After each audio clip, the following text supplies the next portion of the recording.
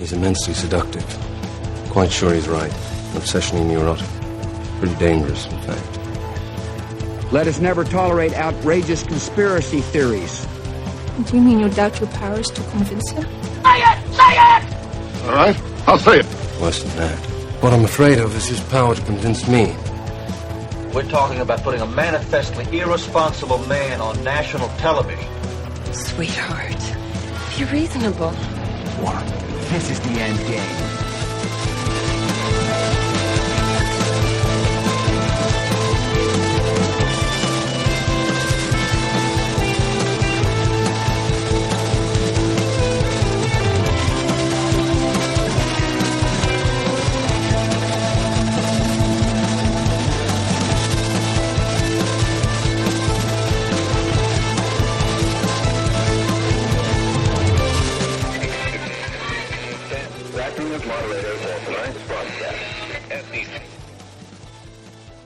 All right, everybody. It is Monday, March 31st, 2025, the 71st day of the Golden Age. I'm your moderator, Chris Paul. Let's be reasonable.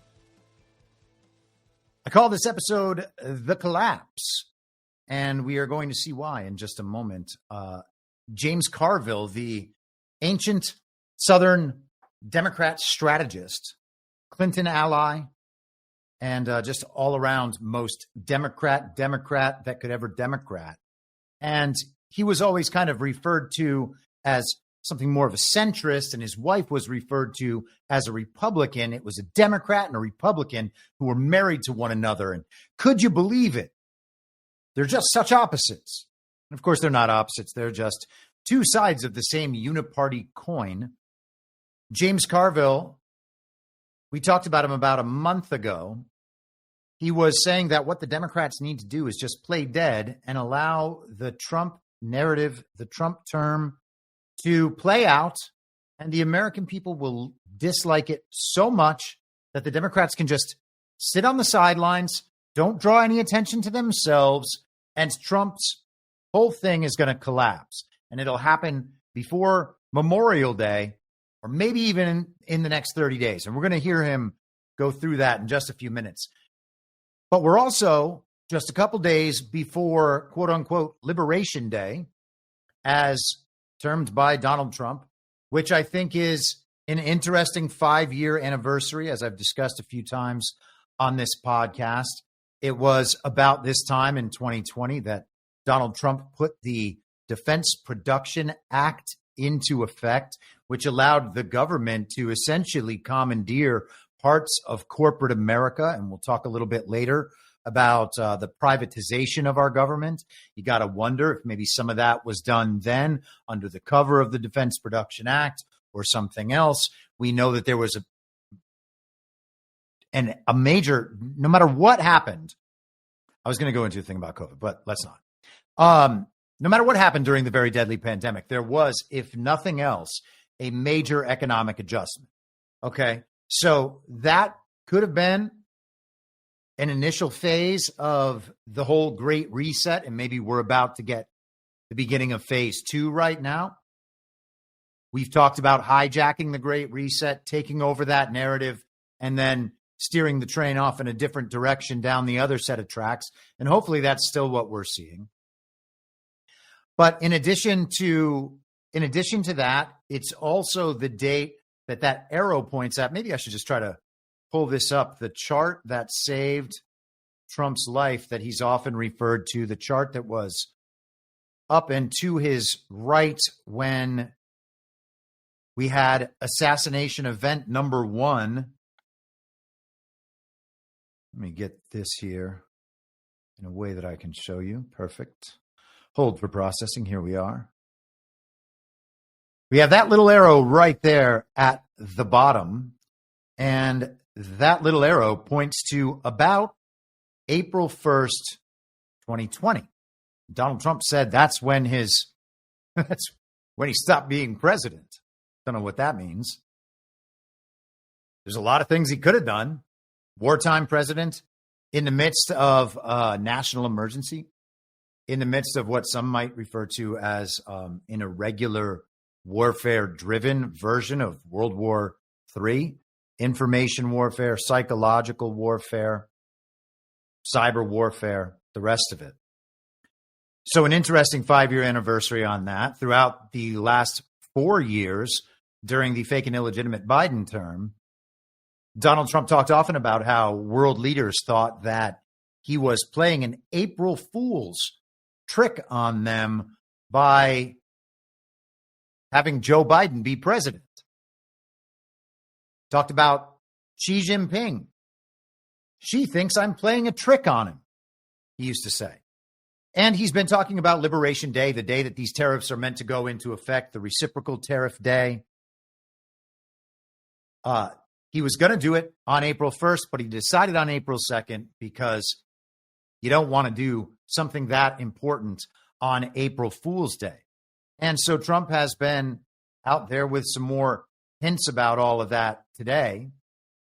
He said this just a little while ago on Truth Social. There will have never been a transformation of a country like the transformation that is happening for all to see in the United States of America. Companies are pouring into our country at levels never seen before, with jobs and money to follow. It is a beautiful thing to watch. And I'll take his word for that. Forward on that. I agree that it is a beautiful thing to watch to the extent that it's happening now. I have a feeling that most of this stuff was set up well in advance. And so we talked over the weekend on Devolution Power Hour about some of the chaos that I always think when there are big events on the Trump side, even if he's going to rug pull us on a date, it's going to cause the enemy to expend certain energy, run certain narratives, try to create chaos, try to provide distractions and cover stories and the rest of it. And so if there were ever going to be false flags, new wars, very natural disasters, all of it, riots, color revolutions, which are happening worldwide, it would be a week like this. And so I want to quickly just point out two things along those lines. This happened over the weekend. There was chaos at the Pentagon City Mall right outside Washington, D.C. And I don't know what to make of this beyond just the creation of chaos. I guess it's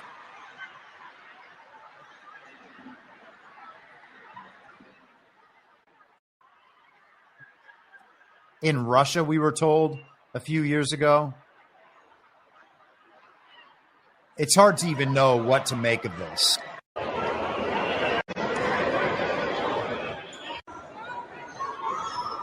The video's not very descriptive, and I haven't gotten any story worth telling about that event at this point. But you look for those signals that are coming through the channels we commonly pay attention to, and what seems to be coming through is chaos to project chaos the way they projected chaos throughout 2020.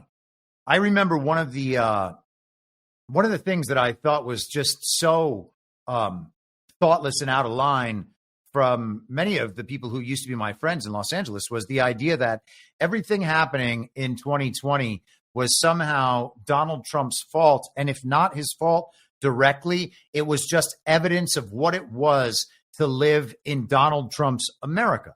And of course, Donald Trump wasn't directly responsible for any of it. He didn't, as far as we know, maybe it was all just a story told by the good guys to wake up the normies, and that included me and probably many of you at that time. But the idea that the very deadly pandemic was mishandled, leading to all these deaths, and Donald Trump was a science denier and leading all his followers to refuse to wear masks and refuse to socially distance. Then we had the summer of love, sparked by white on black racism, which for whatever reason, Donald Trump was said to embody. They started calling him a racist as soon as he came down the escalator in 2015, and they have never stopped till today. And so despite the calls on the left for millions of people to go out and riot and the promises that they would be bailed out of jail, including the promotions of those bail funds by major celebrities and people like Kamala Harris, it was still blamed on Donald Trump. It was somehow Trump's racism and MAGA racism responsible for everything. And it continued like that throughout the year, through the fake and stolen election, and then the reactions afterward. And that was part of what led enough people convinced by the television to want to move on from Donald Trump. And so it's no surprise whatsoever to see the building of chaos under this new Donald Trump term. Now, we talked about another chaotic incident on Friday, and that was the earthquake, the reported earthquake in Myanmar, which supposedly knocked down a building in Bangkok 640 miles away. And we can know that a building in Bangkok was not knocked down by an earthquake whose epicenter was 640 miles away, because that's not possible. And when something is not possible, believing it because the news said it happened is really dumb. And I know that people have different opinions about it. How can you say it's fake? Well, I'm not saying it's fake. I'm saying it's impossible. You're saying that it happened, that you believe the news. I'm saying that the news is fake, which pretty much everybody understands at this point. And I'm questioning why someone would believe the news in this instance, even though what they're reporting is impossible.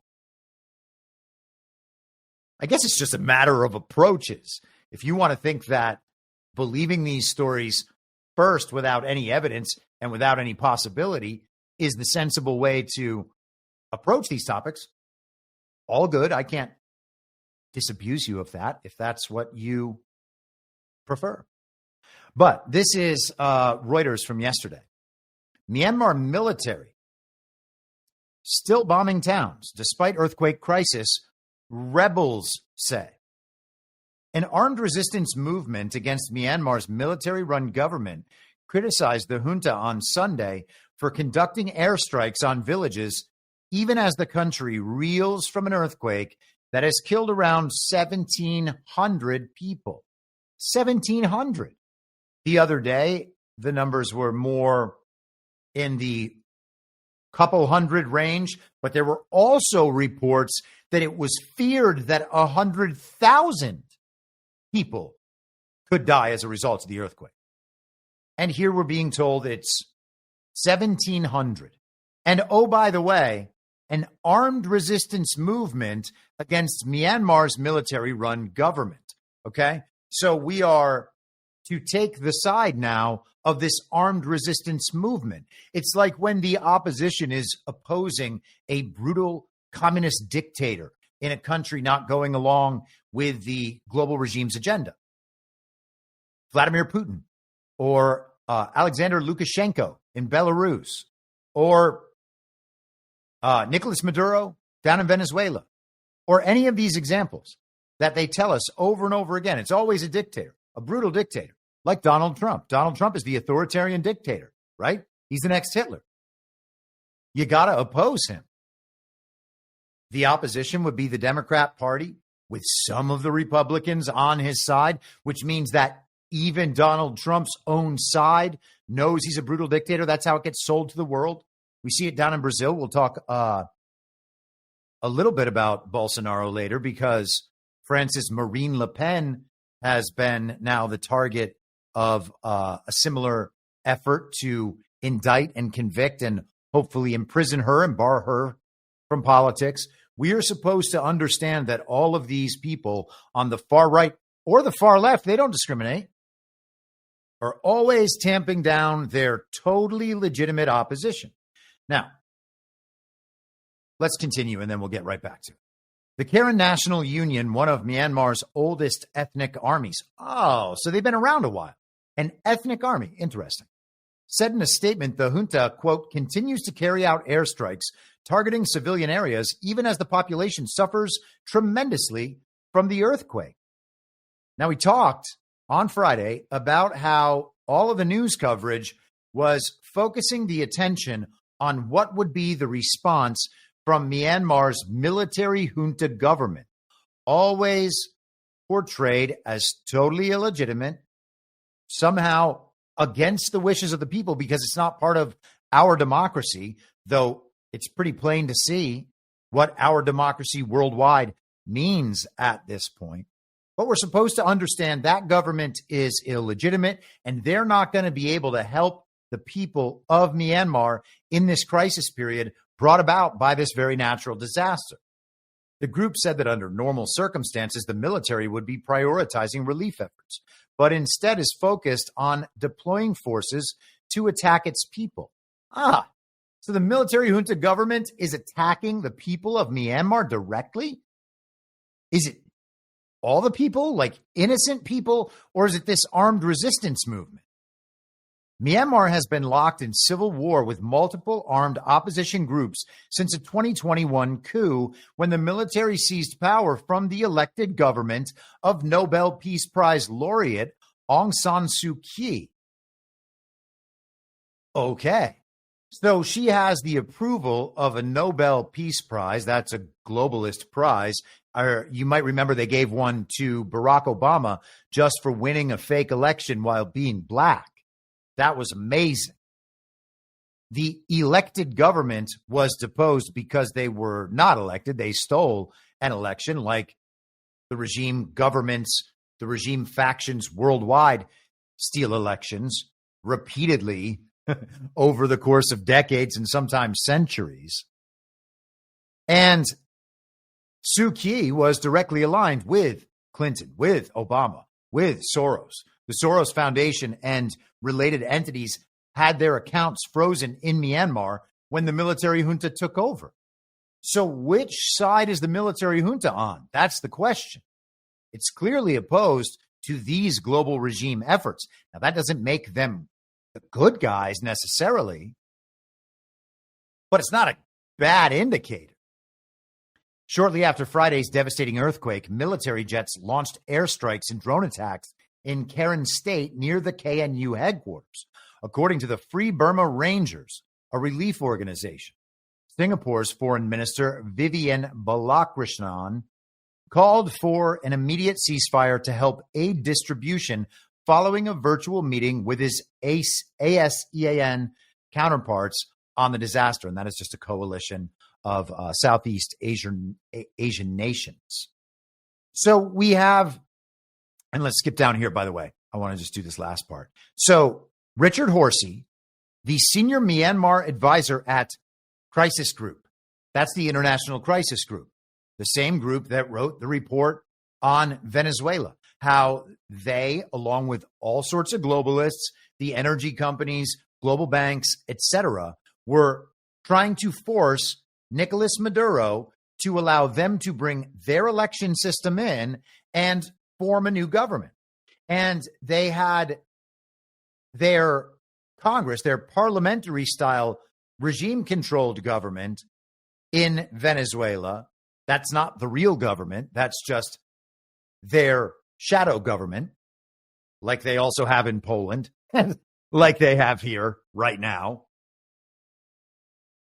So the crisis group was supporting that effort as they support the opposition worldwide. He said some anti-junta forces have halted their offensives, but fighting continues elsewhere. The regime also continues to launch airstrikes, including in affected areas. That needs to stop, he said. The regime was not providing much visible support in quake-hit areas, he added. Local fire brigades, ambulance crews, and community organizations have mobilized, but the militia, who would normally be mobilized to support in such a crisis, are nowhere to be seen. So that is all very, very strange stuff. An earthquake happens, and the bombing, the airstrikes, we are told, don't stop. The results of airstrikes and the results of earthquakes, if you were to take a picture of them in the following days after they took place, I would bet that the wreckage would look very similar. And We didn't hear too much about the airstrikes the other day when the earthquake story was coming out. Not saying it was nowhere. I'm saying I looked at a handful of articles. I didn't see any mention of anything along those lines. And now we are being told that the airstrikes are happening. In fact, they're continuing. And in fact, they're even striking places affected by the earthquake. And that is just adding insult to injury, of course. That would be an atrocity if that's what was happening, if it was happening to innocent people. Now, it sounds like they're going after military targets, and this is being reported by an armed resistance group, very likely, although I can't say for sure. Let's take a look, and we will. I'm pretty sure that the crisis group, I've read a report of theirs on the resistance in Myanmar before. Let's see if we can find the Karen National Union on the crisis group's page. The search here is so bad. Let's skip that. I'm going to try another route to that.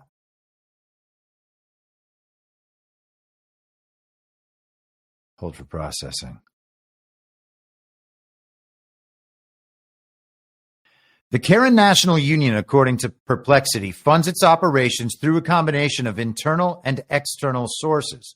So they tax in the region they control. They have a mining operation that they control there. Shocker, the regime-oriented area controls resources.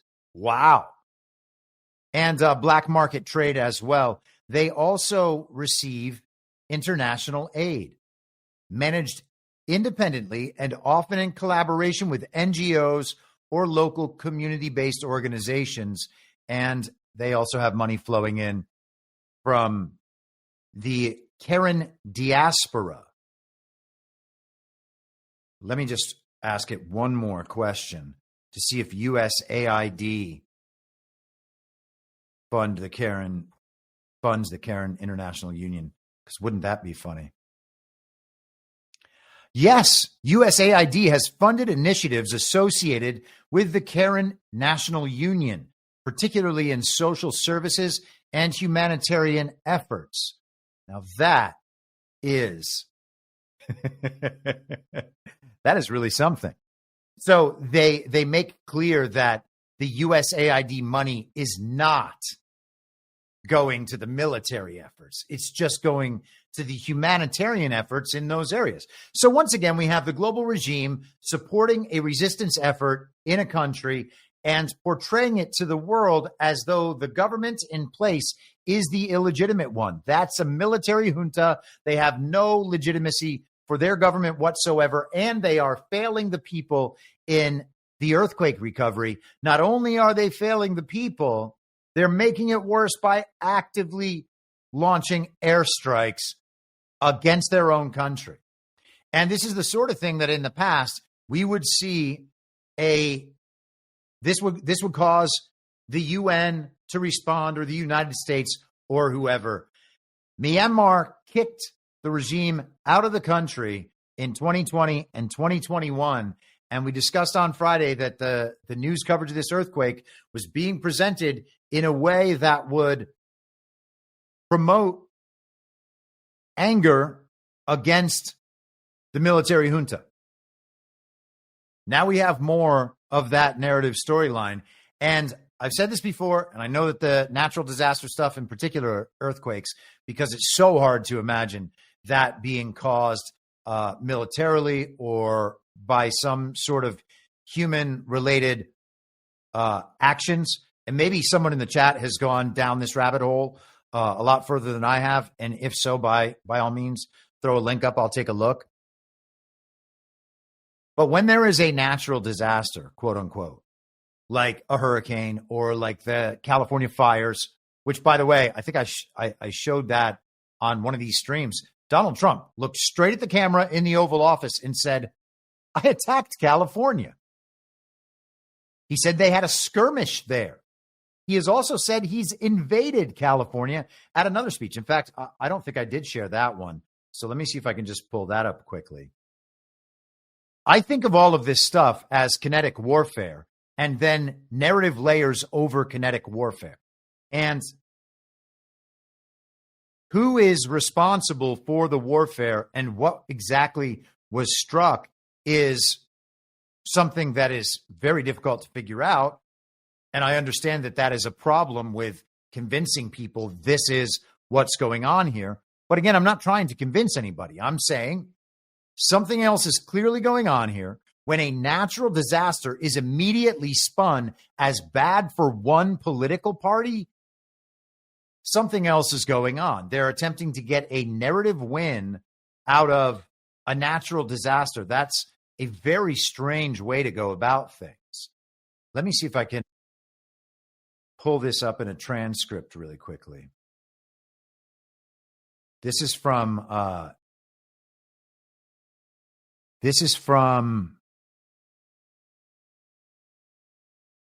3 weeks ago, 2.5 weeks ago, March 13th.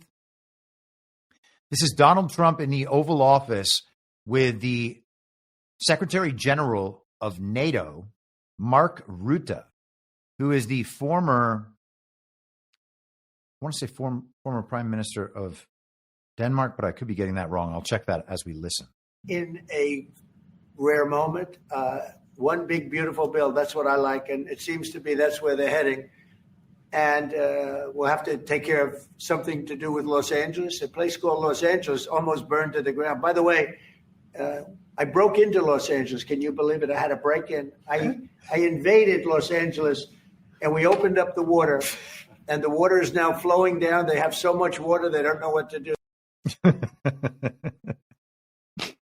Hey man, I don't know what to tell you. I attacked Los Angeles. We had a skirmish in Los Angeles, and he said multiple times, I've invaded Los Angeles. I keep putting it on my list of things to do. Keep trying to remind myself to go back and listen to his meeting again in full when he went out to California to meet with the local officials out there. Interesting stuff. That fire was very strange. But the point is, anytime there's a story about a very natural disaster, and that disaster could have happened in a way that was not natural, and it's clear that all of these disasters are happening in ways that aren't natural. I remember actually from that meeting pulling up the clip where Trump said that it was like the fires had a mind of their own. They were so directed. Let me see if I can find that. That would be, I think it was mind of their own. And if I got that wrong, then I'm probably not going to be able to find this clip in any quick way, unfortunately. I thought he was talking about these fires jumping around. Anyway, he was making the point that the fires were pretty obviously targeted because of how dispersed they were. A home would be destroyed over here. A home would be destroyed 3 blocks away. A home would be destroyed 3 blocks away from that. There were like 6 different major locations where there were fires and the same sort of thing was happening. It's all very strange. And by the way, I've been sent video in the last couple of months, maybe a month ago. So 2 months after the fires were happening, showing military vehicles and smoke still rising from those parts of Los Angeles. What's going on out there? I don't know, okay? But I know when I look at this stuff and you see a political narrative being played over something that then is described as airstrikes, it's a lot. So, that said, I think that we will probably have more events along these sorts of lines. Major chaos worldwide to disrupt people's sense of stability, sense that things are under control. It is very difficult for the American people, and we saw this in 2020, to adjust to the speed of change initiated by what Donald Trump is doing to set us back on the right course. It's very difficult to deal with that stuff while everything seems to be chaos around the world. And we're going into one of those periods right now. Trump has told us about this period. And again, he might just say, oh, you know what? I decided to delay it for another month. Totally possible. Make them expend their energy. Make them prepare people mentally and emotionally for a lot of bad stuff to happen. And then nothing bad happens. And that's kind of the boy who cried wolf phenomenon. The media can tell them Donald Trump's about to ruin your economy over and over. Donald Trump has crashed the stock markets. Donald Trump's tariffs are causing instability. Donald Trump pulling back on the tariffs. Those cause instability too. Uncertainty is the problem in the markets. So we keep going.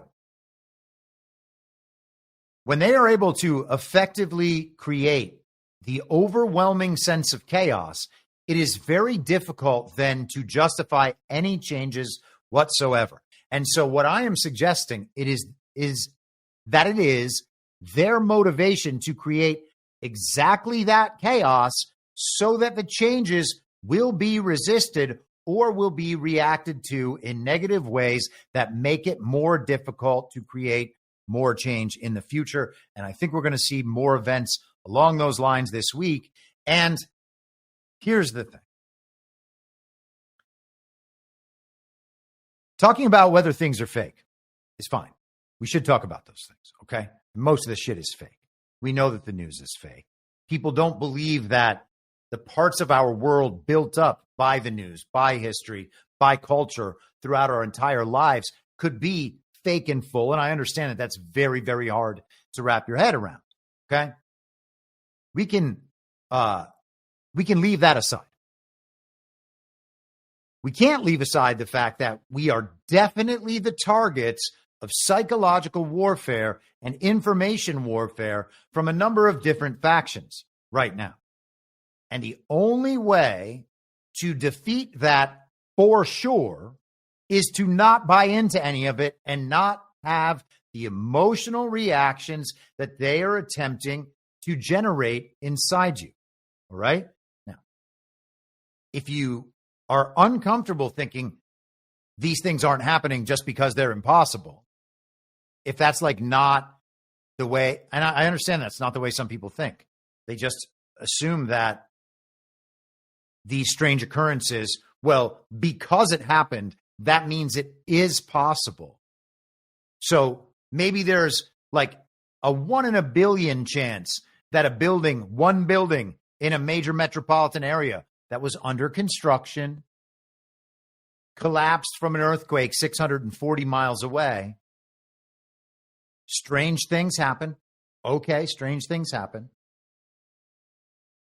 But the point is, what they want us to believe is that Myanmar's government is not going to be able to handle that situation and therefore must be replaced, and we should back their replacement. And you can go through the same exercise for whatever event they're showing us, but regardless of where you come down on the event, because you have no way to affect the event whatsoever, all of that is meaningless. It is a matter of taste and opinion and choice. The meaningful part is whether or not you're allowing the belief to be formed and then acting upon that belief. And we can simply abstain from doing that all the time.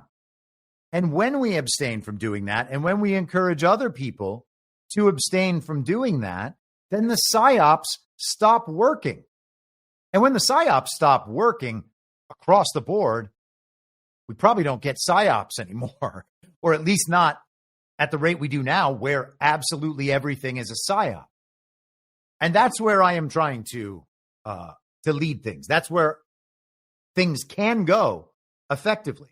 And we are most of the people who believe that there is a plan, whether it's a Trump plan or a Q plan or whatever kind of plan it is, a response to the global regime's plan that we know is a plan. They tell us is a plan. We can see in operation all the time, right? The system produces results. It is built and organized in a way to function, to achieve certain goals. You can watch the system operate in pursuit of those goals.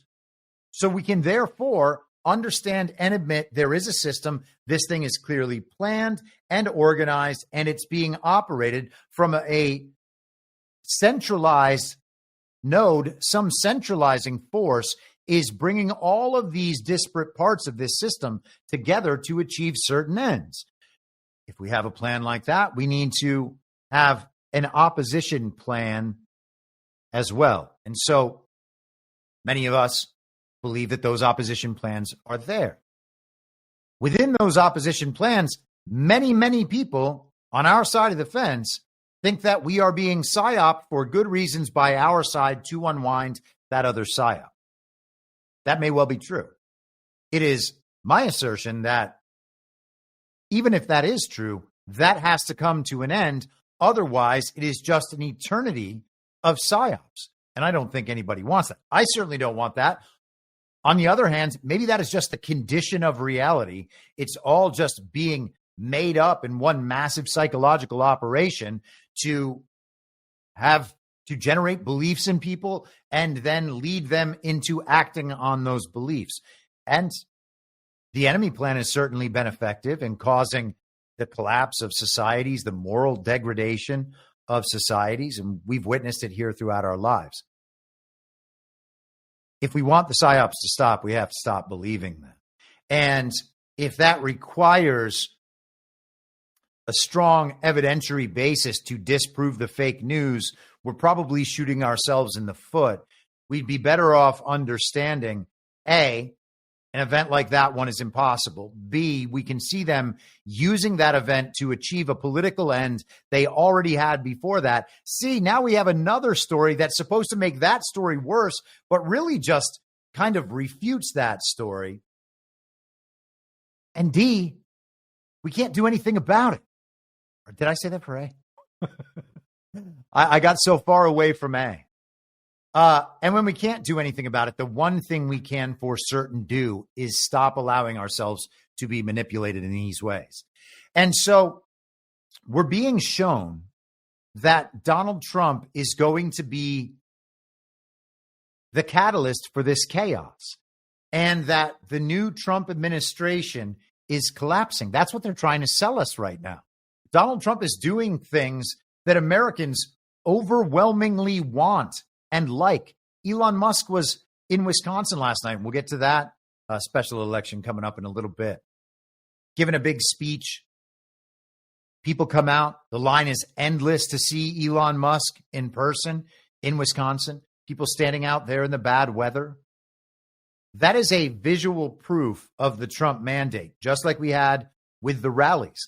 That's why the Democrat Party, as we discussed last week, puts together these opposition rallies to show the American public and to show the world that there is this opposition. They are coming out in numbers. And that's what we talked about last Monday. At the same time, they're admitting their popularity crisis. And yet we're supposed to believe that Donald Trump's third term is already collapsing. I'm just kidding. It's his second term. He still has a third term to come. We're going to talk about that in just a minute, too. So I mentioned James Carville. Let's get to his appearance on CNN over the weekend. This is with Michael Smerconish. And I want to go through a little bit of this because there's just a lot of interesting stuff in this.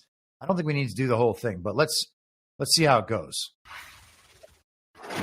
So will the recent Signalgate scandal trigger a massive downfall for the Trump administration? Legendary Democratic strategist James Carville made this bold prediction just a month ago.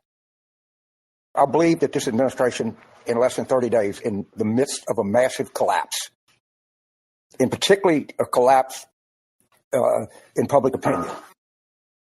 He recently advised Democrats in a New York Times op-ed to embark on the most daring political maneuver in the history of our country, roll over and play dead, allow the Republicans to crumble beneath their own weight, and make the American people miss us.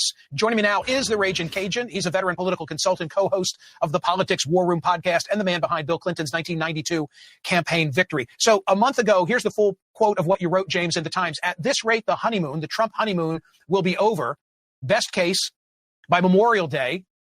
but more likely in the next 30 days. And in November of 2025, we start turning the tide with what will be remembered as one of the most important elections in recent years, the Virginia governor's race. You know that we extended this invitation to you a month ago when you first wrote those words, because we thought, what will Carville say when that deadline comes? What are you thinking? Well, what tense are we in? Is it collapsing or has it collapsed? That's the only argument to have. And I was wrong. I said Memorial Day is before April Fool's Day, which the Trump administration should make a national holiday because it so accurately represents who they are. So I'm not really, we're not arguing when we look at what's happening in the markets. We look at what happened on Single Day. We look at what's happening all around us, treating measles with apricot pits or something like that. I think the thing is collapsed. But I'll go to you. Let's take the middle ground here and say it's collapsing, and I'll meet you halfway. But that's about all. So, Harry, So, according to Carville, and we're going to come back to that, according to Carville, the only question is it collapsing or has it already collapsed? He said he thought it was going to be at Memorial Day, but now it's happening at the beginning of April, which is about 2 months earlier than Memorial Day. Well, what else do we talk about that's supposed to happen around Memorial Day? That's when America's 250th birthday party is set to begin, according to Donald Trump, as he's been talking about for years. It's supposed to go from about Memorial Day, maybe Flag Day, maybe the middle of June, till July 4th of 2026. So it would be the formation of the Continental Army in 1775, leading all the way through the 250th anniversary of the Declaration of Independence. So is it collapsing or has it already collapsed? He's talking about measles. Is this what people actually believe? And by the way, it's entirely possible that people, it's not even worth calling them the far left. That's kind of like what people say to denote people who are really, truly Trump deranged and really, really addicted to the central narrative. I don't think that that's far left. Far left describes a political ideology that those people may or may not have, but most of those people would not identify as wanting absolute state power, for instance, except relative to someone like Donald Trump. You could also convince me that they actually do like absolute state power and are just unaware of their true political ideology. I would also accept that as an answer. But far left doesn't really seem to capture what these people believe. They believe what's on TV. They hate Donald Trump. It is Trump derangement. It's the standard issue villager problem. It's an information problem by and large. It's entirely possible that people out there think Donald Trump is killing babies with measles because Robert F. Kennedy Jr. once talked about alternative measles therapies. And that's what he's referencing with, I think, the apricot pits. Is that what he just said? Is it collapsing? Has it collapsed? The answer is neither. And Smirkanish kind of knows it's neither. And here is, let's go back to that. Harry Enton, I really respect his opinion. He crunches numbers for us here at CNN, and he spoke to Trump and right track, wrong track numbers. Let's roll the clip and then have James respond. Go ahead. Sure. All we talk about is how unpopular Donald Trump is. But in reality, he's basically more popular than he was at any point in term number one, and more popular than he was when he won election back in November of 2024. And let's also just keep in mind that Donald Trump, if this is his highest popularity ever, he's already won 3 elections. Okay? So he's popular enough to win 3 elections, and now he's at his most popular, and we're supposed to believe that he is still not only unpopular by and large, as these nonsense numbers from this fake poll say, but that his administration is collapsing because of Signalgate. Let us continue. I mean, James, to have these numbers and be any other new president, newly inaugurated president, you'd be regarded as a disaster. But for him, doesn't Harry have a point? His base is holding, and as compared to his other numbers, he's doing quite well. Well, he's a mathematical genius. He knows algorithms. He knows regression analysis. He can look at things. Myself, I'm a humble political consultant. What I look at is election returns. Yeah, voters voting. If you notice, Trump couldn't put Stefanik as UN ambassador because they were scared they were going to lose a district that Trump carried by 20. I'm going to read the election returns in Wisconsin on Tuesday night. I'm not going to do a regression analysis or anything or complicated mathematical formula. So I guess what it comes down to, I'm just too dumb because I'm a guy that believes that winning elections is the most important thing there is in the United States. How about that? The results of fake elections are the true indication of popularity. And if Republicans lost last week in the fake election in Pennsylvania that Scott Presler told us was real, and if they underperform or lose in Wisconsin and Florida, well, that's proof right there that Trump's third term has collapsed already. That's what Carville says. Now, does Carville know that the election fraud system is still present all around the country? Of course he knows that. We would all know it too, except many of us, decided that was no longer true because the TV told us that Donald Trump won a fake election that they could not have told us he lost. There's no way the TV could have told us that Donald Trump lost that fake 2024 election to Joe Biden first or to Kamala. Just wouldn't have been possible. No one would have believed it, except for, again, the same sorts of people that think Donald Trump has caused a measles outbreak. There's nothing that can be done with these people. And I know plenty of them, and it makes me sad. It's probably going to hurt. And that makes me very sad. But you're not going to convince them. They still believe this nonsense. And so if you believe that elections are real when they are not real, and then you take the results of fake elections as proof that an entire political movement is collapsing, then the trick has worked. And that's what the trick is for. If elections aren't real, I said this on Devolution Power Hour last week, and I may have said it on here.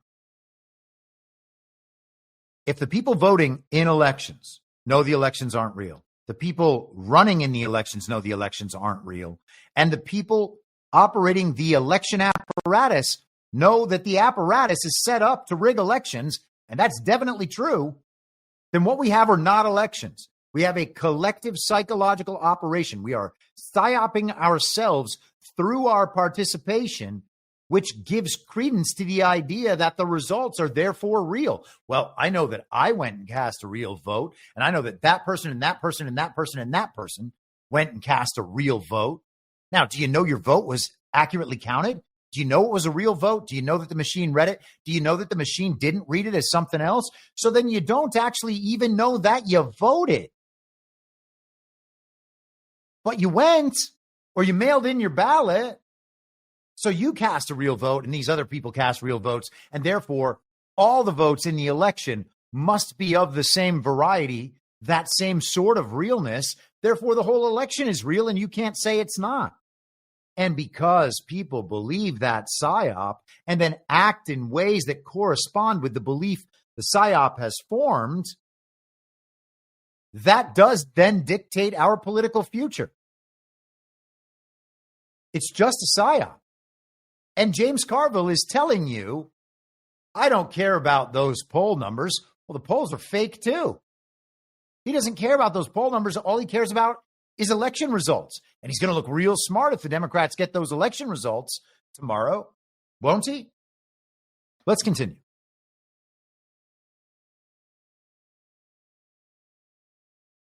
When you wrote in the Times and you spoke of rolling over and playing dead, you said, allow the Republicans to crumble beneath their own weight and make the American people miss us.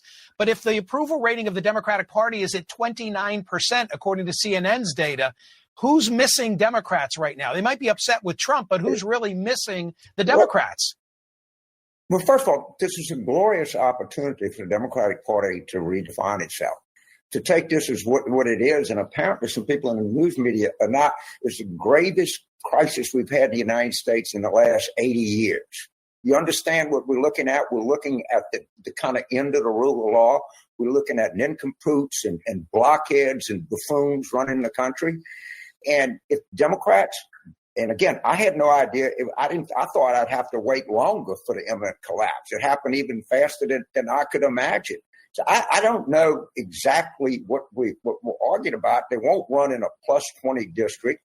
I don't think they're going to do that well in Wisconsin. Let's see what happens in Florida.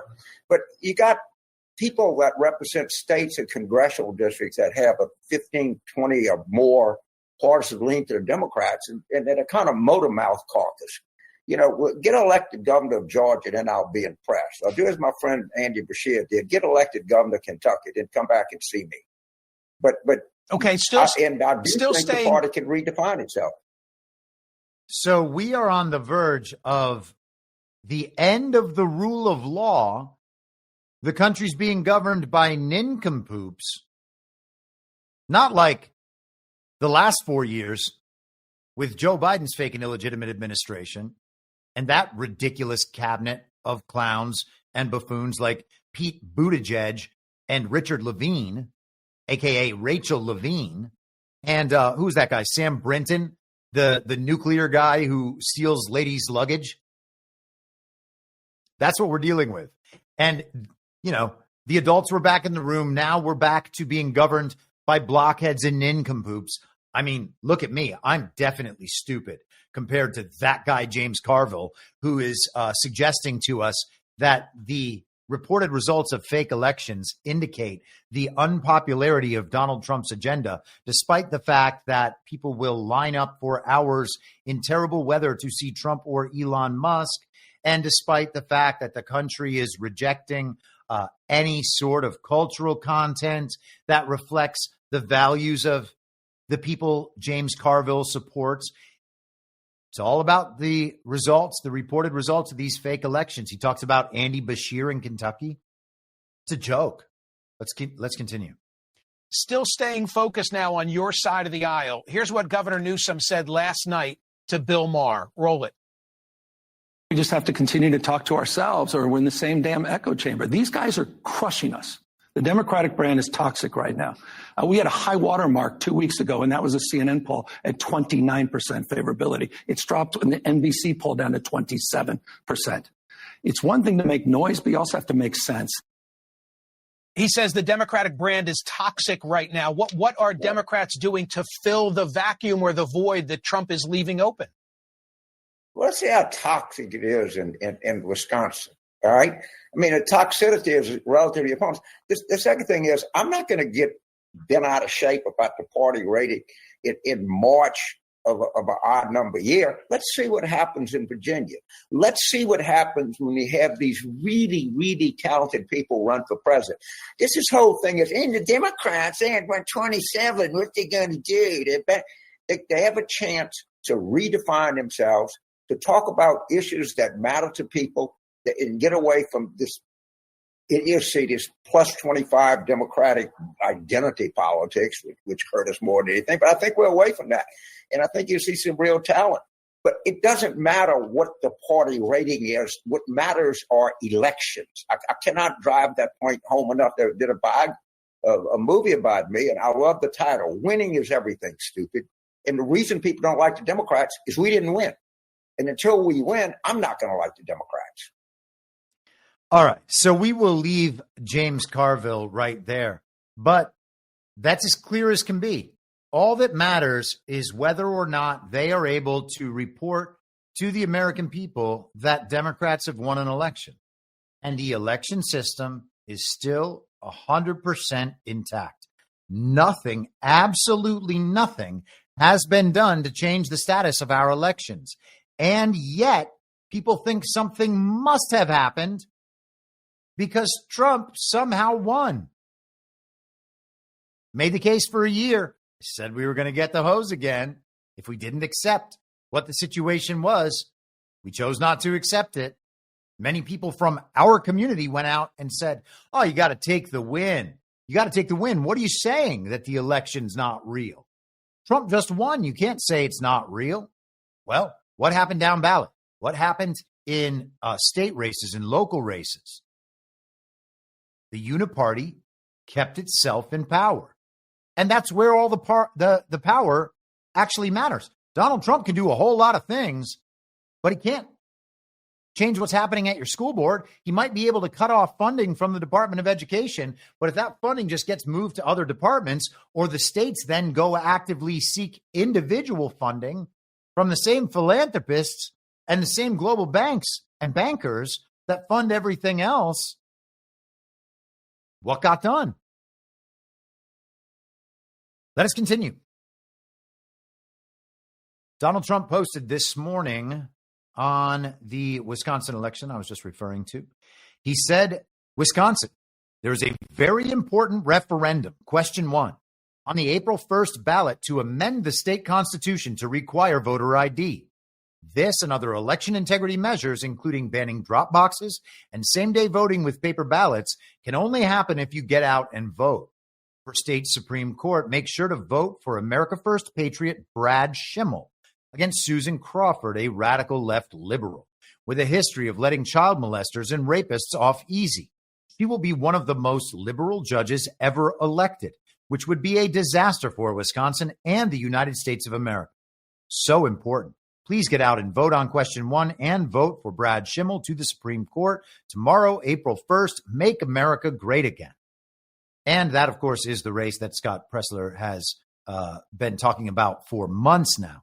And actually, let me go back to the Carville thing for 1 second, because he mentioned the Virginia race in the fall, the Virginia governor's race. They had a Virginia governor's race in the fall of 2021, a year after the fake and illegitimate election of Joseph Robinette Biden on November 3rd, 2020. A year later, Glenn Youngkin won in a fake election in Virginia that was used to convince everyone that elections are better, that all of the complaints from the MAGA base about stolen elections in America were bullshit, because Glenn Youngkin could win in Virginia on the basis of the anti-woke agenda. The anti-woke movement, that's what did it. And what we actually need are centrist Republicans from the establishment, so that in more moderate states, we're told, like Virginia, it's more likely that people will feel comfortable voting for the Republican. That was the story we were sold. Was that story true? Well, no, of course the story's not true. That was a narrative to explain the psychological operation we all participated in, thus making the psychological operation real. We won the election because they told us we won the election. Does that make the election real? Well, no. How could it possibly do that? Do election results tomorrow indicate that Donald Trump's administration is collapsing? That's what James Carville just asserted. This is the proof that the administration is collapsing. Is the administration collapsing? Obviously not. They're more popular than ever. Will the results prove, even if the Democrats win all the races tomorrow and that referendum gets knocked down and we're told that Wisconsin voters actually don't want election integrity, which is a funny bind to find themselves in? If that all goes the other direction, does that mean that the Trump administration is collapsing, or that we are experiencing a collapse in our society right now as a result of Donald Trump and his presidency?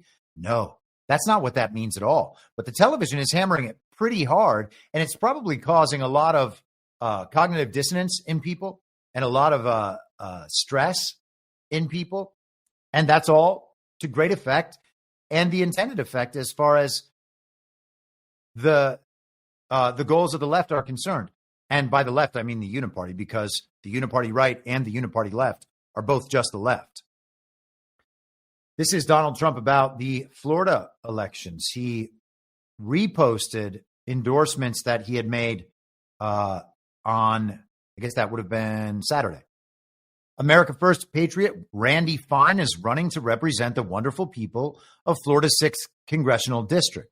a highly successful Harvard-educated businessman and greatly respected state legislator, Randy has been a tremendous voice for MAGA. In Congress, Randy will be an incredible fighter who will work tirelessly with me to strengthen our economy, lower taxes, secure the border, champion our military and vets, ensure American energy dominance, protect our always under siege Second Amendment, and advance peace through strength. Randy Fine has my complete and total endorsement.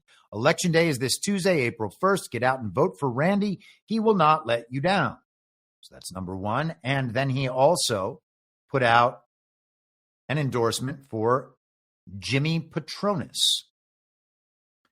Jimmy Patronis, Chief Financial Officer and Fire Marshal for the great state of Florida, is running an incredible campaign for Congress in Florida's 1st Congressional District. This was Matt Gaetz's district. A fourth-generation Floridian from the beautiful Panhandle and owner of an iconic seafood restaurant, Jimmy has been a wonderful friend to me and to MAGA. As your next congressman, Jimmy will fight hard alongside me to grow our economy, cut taxes, secure our border, stop migrant crime, strengthen our brave military and vets, restore American energy dominance, and defend our always under siege Second Amendment. And he has said the same thing, complete and total endorsement. Get out and vote. So Donald Trump has publicly put his force and support behind these Republican candidates and these Republican initiatives. So you can't say that didn't happen. If they lose, it's not because Donald Trump didn't help them.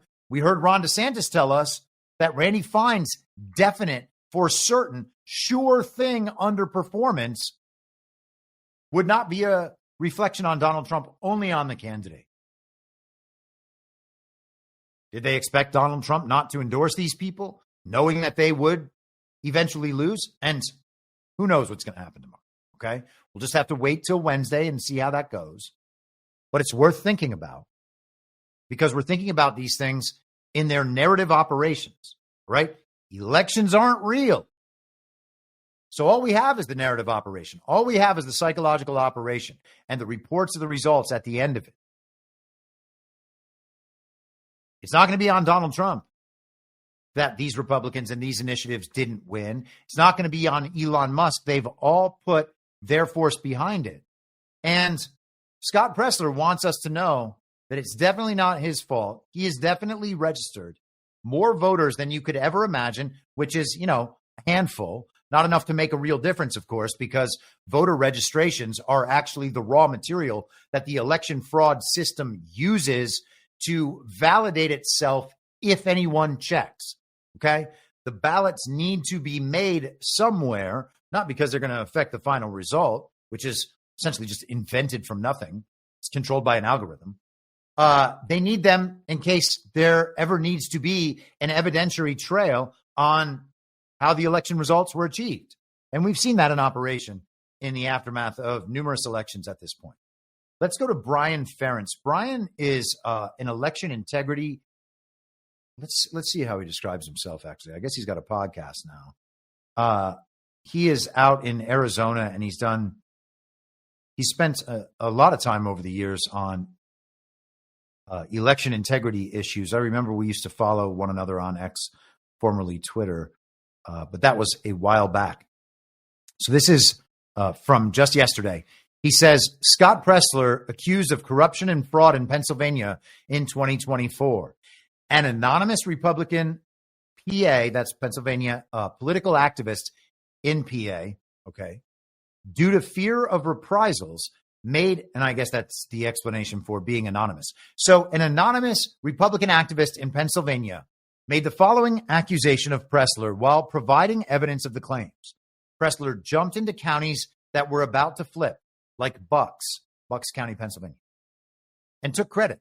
He'll take credit for any win he can put his name on and blame everyone else for each loss. He claims he registered 50,000 people in Pennsylvania for 2024, but the Department of State numbers don't match his claims. First off, there were less Republicans added in the 2024 cycle than in the 2020 cycle, or the 2016 cycle in PA, and he has an audit the vote graphic attached to it. So the cycle that Scott Presler worked in and said he had 50,000 new registrations, even if it was true, it's fewer new registrations for Republicans than they had in 2020 or 2016. And it's also, according to Ferentz, probably not true. Per Pennsylvania voter data, there were about 7,200 voters that, quote, banked the vote and were registered on paper to vote in 2024. Scott's claim to fame. He takes pictures of the paper registrations he collects. So $6 million for 7,200 ballots, assuming it was all Scott, is about 850 ballots. And he provides the evidentiary basis for these claims he's made. And then he also links to another post he made the day before about a bot operation that he is asserting is initiated by or on behalf of Scott Presler. Right? Scott Presler exposed using bots, paid influencers, or government intelligence for X-platform manipulation. Scott Presler has been exposed in using a bot army, paid influencers, or government intelligence networks to manipulate the X platform in a terms of service spam violation with the phrase Scott Presler is a national treasure. Many have seen the near identical propaganda posts that AI bots, paid influencers, think that SNAP, the welfare program for food, the food stamp program, the issue that we discussed last week with the scandal about the influencers putting up paid posts to go against the Maha agenda, and conservative paid influencers, by the way, quote unquote conservative, or government intelligence networks can create. So, sorry, I'll just start that sentence over.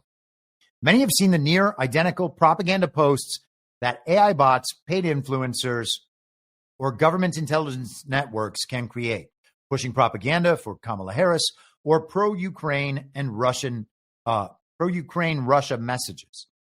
The below images appear to be created by Scott Presler bots, paid influencers, such as with Turning Point Action or his Early Vote Action app, which Turning Point funded company Superfeed Technologies created, or which government intelligence networks may have posted.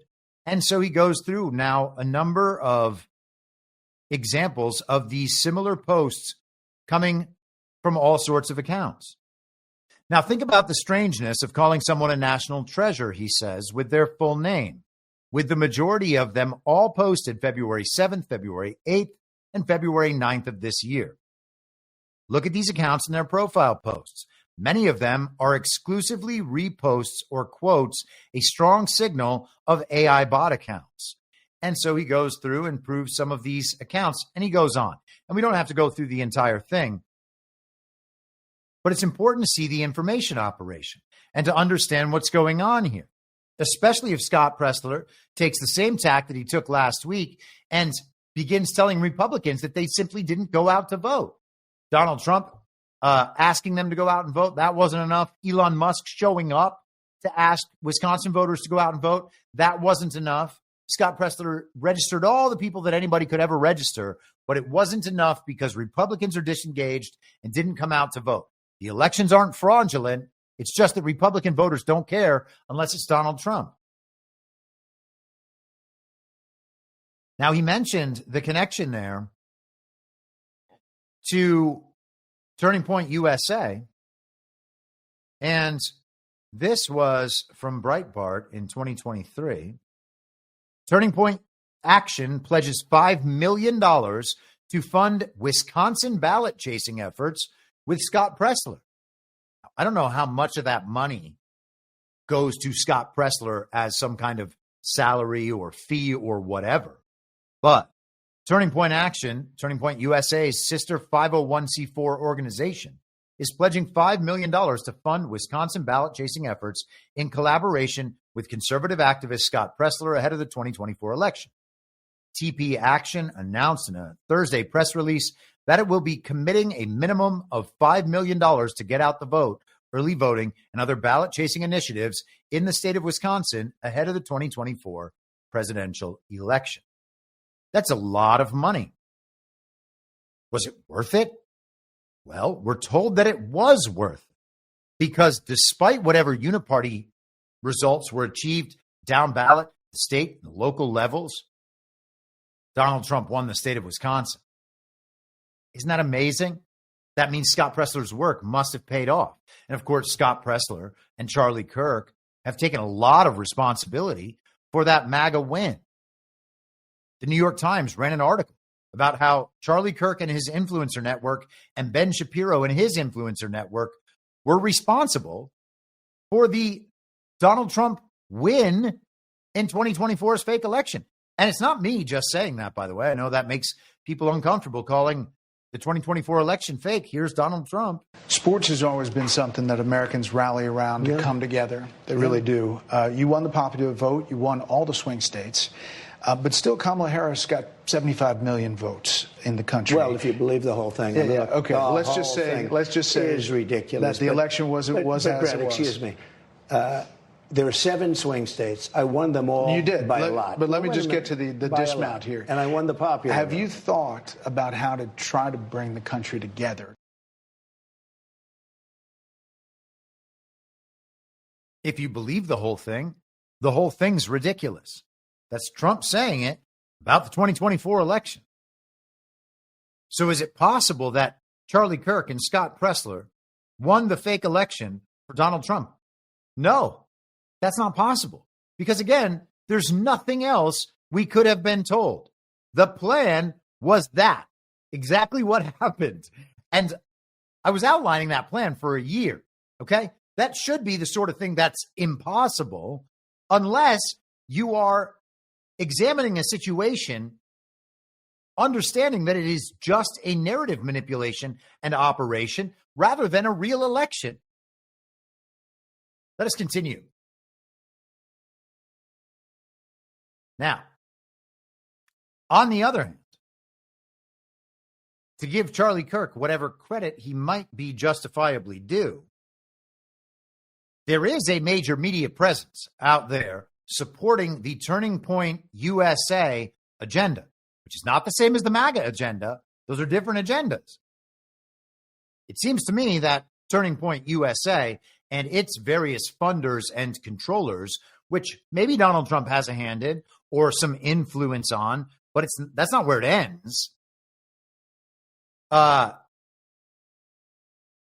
They have, as I said, a different agenda than Donald Trump, and their agenda will be pushing candidates long after Donald Trump finishes this term, and we'll see if he continues on after that. But if they have a different agenda than Donald Trump, and they have glommed on to MAGA and become Trump first and America first in branding and in name and in messaging, while still having ulterior motives, then that's like a parasitic relationship. That is not an alliance. And so it's no surprise then that they take all the credit for it after winning a fake election when there was no other possibility of outcome. So Charlie Kirk, the one thing that we can talk about that seems to certainly exist is that whatever this agenda is geared to do, whatever this coordinating messaging campaign is geared to do, it does it effectively to the point where people believe it. Okay? I don't think it's going to be effective in the long term any more so than MSNBC or CNN or Fox News is effective in the long term. Because once you see through and you see the agenda and that the agenda has its own ulterior motives that they don't talk about, it's a lot harder to continue to believe them. And when you see through the paid influencer aspect and you realize all of these people pushing the same message are trying to manufacture consent and consensus rather than expressing their own beliefs about what is right and proper and good, it's a lot harder to make those messaging operations work effectively. And so I think at some point we'll begin to see that. But for now, this is the messaging operation is very effective. It has created the illusion of consensus in various MAGA demographics, like young voters.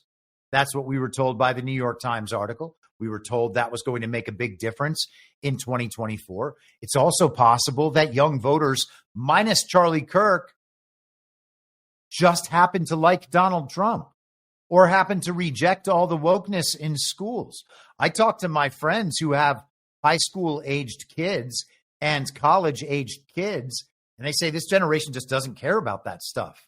And it's good, of course, they're on my side about that, on our side about that.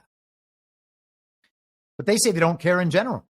They're not going to back down if someone calls them racist or the rest of it. That's not from Charlie Kirk.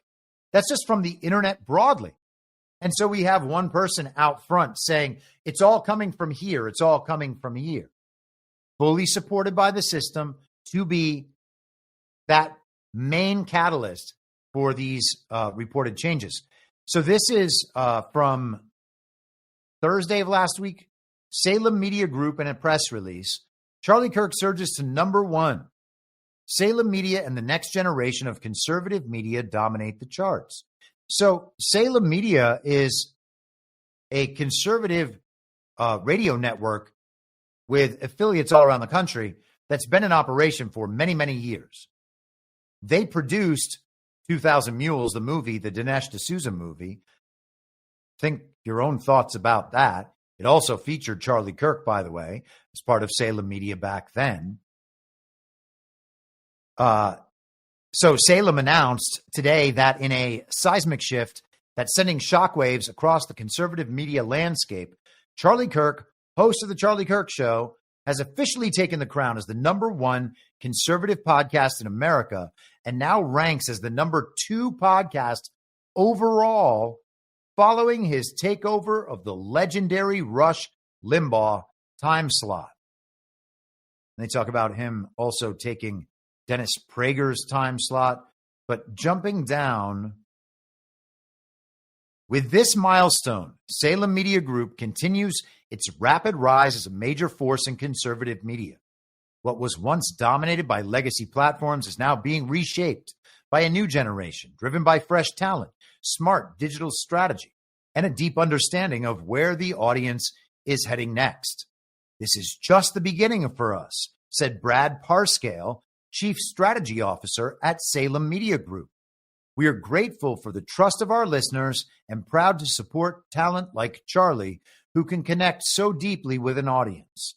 We're taking this moment to celebrate, but also to stay focused on the work ahead.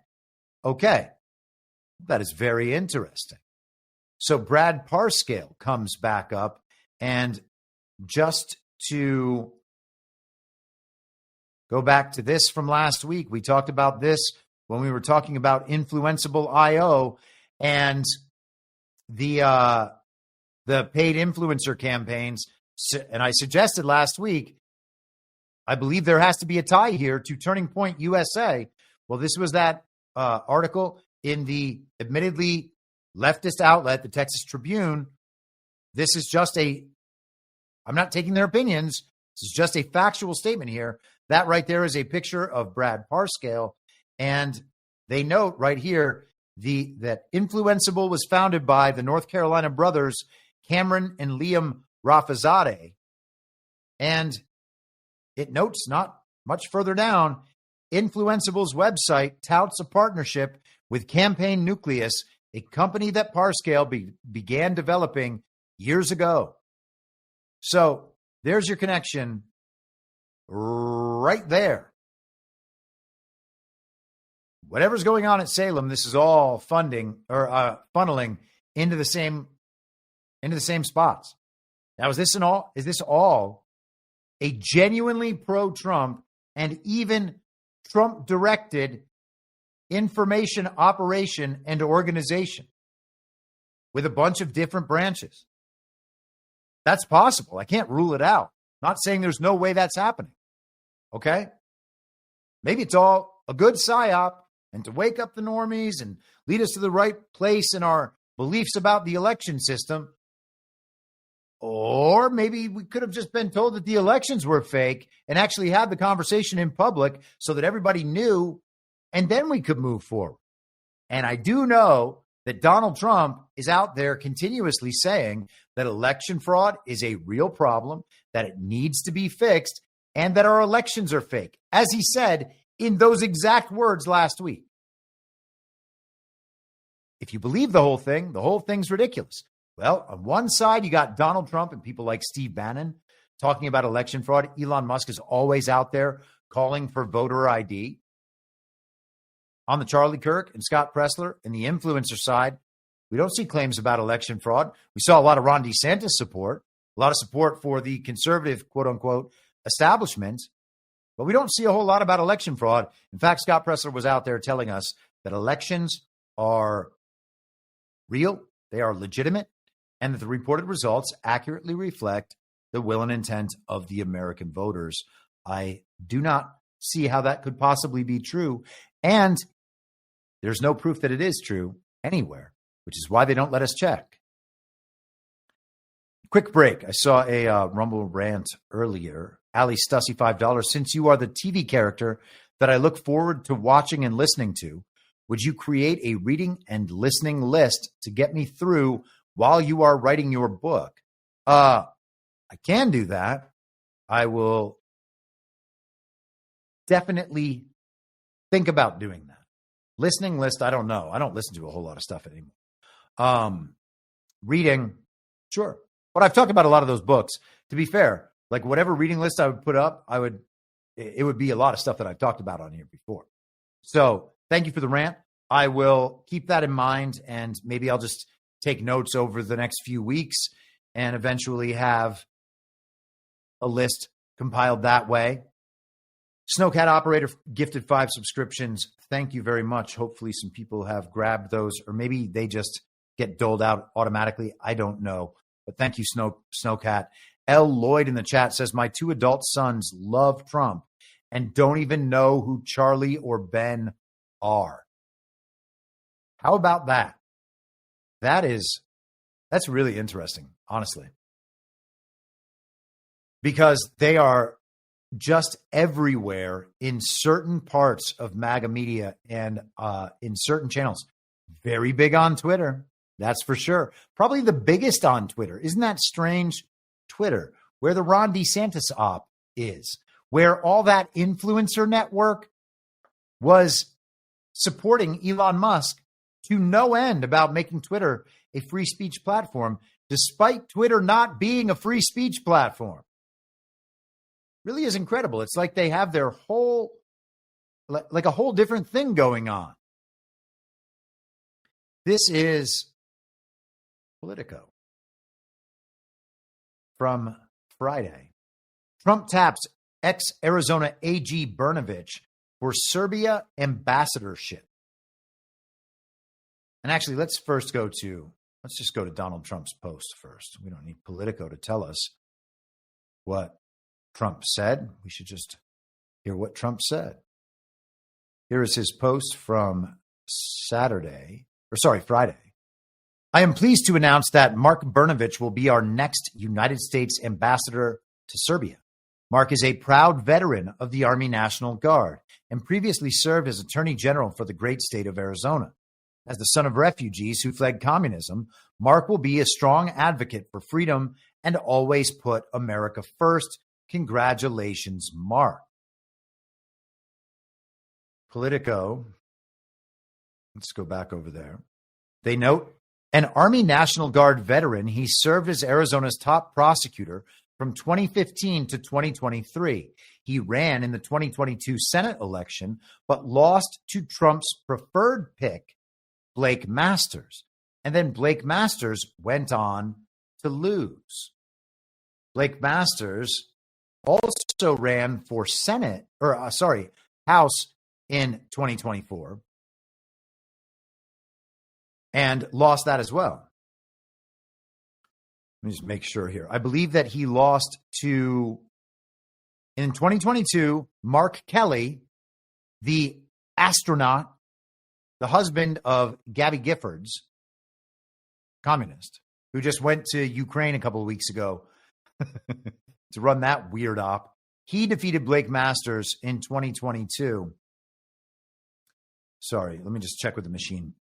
We talked about this, and I'm almost positive that I just want to say things correctly. You know what I mean?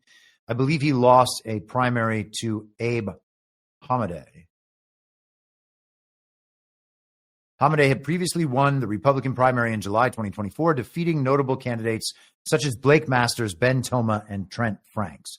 Okay, so Abraham Hamadeh was widely supported in Arizona, and I know Kash Patel was a fan of his, and he seems like a good guy. This is all, I don't know how every element of the game is playing out, but Blake Masters ran for Senate in 2022 with a Trump endorsement, ran in 2024 in the primary, lost to Blake Masters, but he defeated Brnovich in 2022 in the Arizona Senate primary. We're told the primaries are even faker than the general elections. Blake Masters was a Peter Thiel guy. J.D. Vance and Blake Masters were the two Peter Thiel Senate candidates in 2022. Ohio and Arizona, they were supposed to win both of them. And Masters never really got on board with what Trump supporters in Arizona actually believed. He was never really credible as a MAGA candidate, including in this past election. Now, if Donald Trump actually supports him in some way, I'm not aware of it, but competing against Blake Masters is very strange, and it's odd to see Politico making it, asserting, at least giving the impression that Masters lost that Brnovich lost because Blake Masters was Trump's guy. Brnovich is not expected to face many hurdles for confirmation, as his views are seen as within the mainstream of the Republican Party, and he does not have a particularly controversial background relative to other Trump nominees for diplomatic postings. It's unclear why Trump selected Brnovich over Rod Blagojevich, a Democrat turned stalwart backer of the president, who was also said to be under consideration for the role. Blagojevich's relationship with Trump dates back decades, and he defended the president during his legal troubles in 2023 and 2024. Blagojevich was convicted on 17 federal corruption charges in 2011. Okay, let's just skip down here, by the way. The Arizona Republican will be thrust into one of the most challenging diplomatic posts. Serbia is currently experiencing serious political unrest over allegations of corruption and the curtailment of human rights under President Aleksandar Vučić and his government. And Serbia has been heavily courted by the U.S., Russia, and China in recent years as the countries seek to boost their influence in the Balkans. Rick Grenell has spent a great deal of time over there as, I think, a special envoy for the Trump administration to Serbia. Serbia and the broader Balkan region have also been the subjects of intense personal interest from allies of Trump. The president's son, Donald Trump Jr., recently met with Vučić in Belgrade, as he and the president's son-in-law, Jared Kushner, look to build a hotel in the Serbian capital. So it's just business. Now, a lot of people remember Mark Brnovich, and it's very difficult to know exactly where to fall on this one. If you're going to get confirmed by the Uniparty, that's never a good indication. If you're nominated by Trump and given a glowing endorsement for a position that's probably pretty important, well, that means that Trump must like him to some extent. Or this can be the product of a negotiation. Trump is always in mid-negotiation. We don't need to take these appointments as Trump just hand-selecting the best possible person, the person that he loves the most for that position. Sometimes it's just the product of a negotiation with members of the Uniparty right. They want Brnovich put in there instead of Blagojevich, and so he throws them a bone to achieve some other concession. So it could be a variety of reasons. Now, here's the thing about Brnovich, and we touched on this we kind of went pretty rapidly through this on Saturday night on Devolution Power Hour, but I want to share it here because Brnovich was one of those characters that was the center of a lot of discussion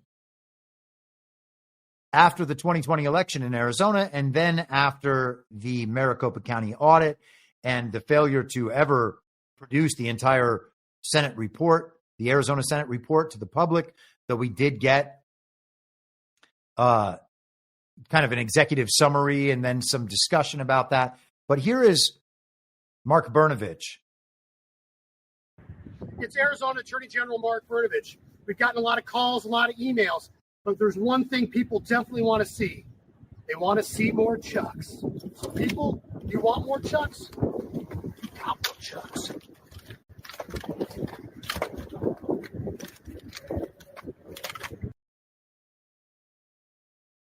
So that is Arizona Attorney General Mark Brnovich showing off his nunchuck skills in October of 2021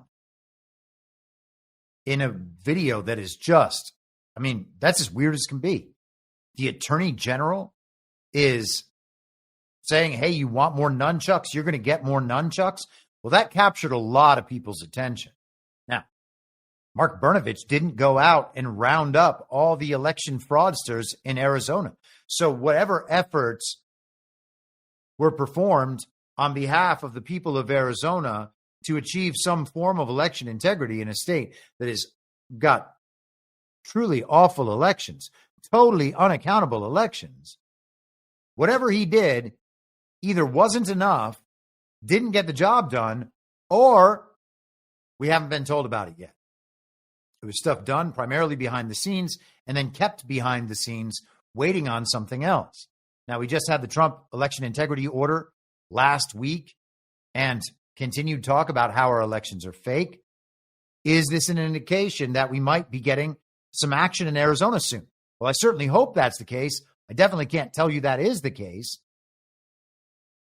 But we have been told for years by Steve Bannon, who I think has some insight into the way these narratives are rolling out, because he is way ahead of them and leading MAGA through all the steps of these public narratives. He has always said Arizona will be the first domino to fall. I don't know if that's ultimately going to prove true, but it's pretty interesting.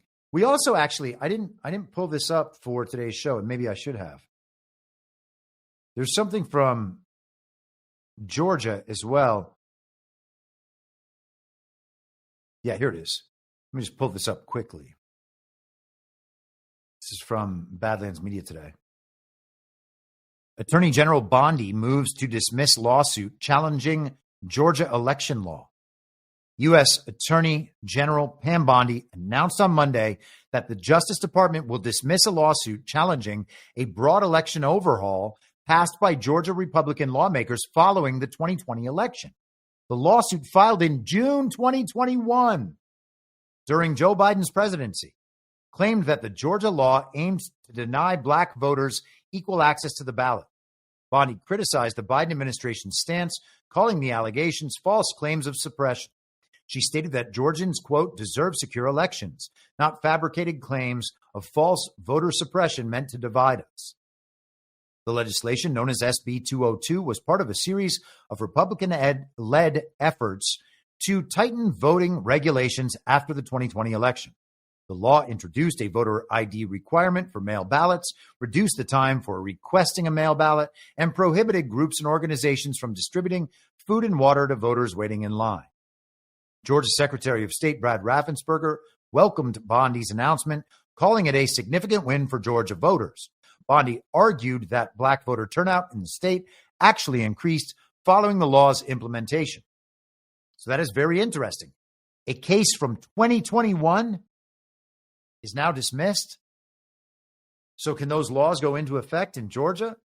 And what of the last 5 years of elections in Georgia in the first place? Because all of them have been held under full knowledge by the court that the election system cannot reliably produce results that accurately reflect the will and intent of the voters. And that's been known in the Curling v. Raffensperger case from 2019.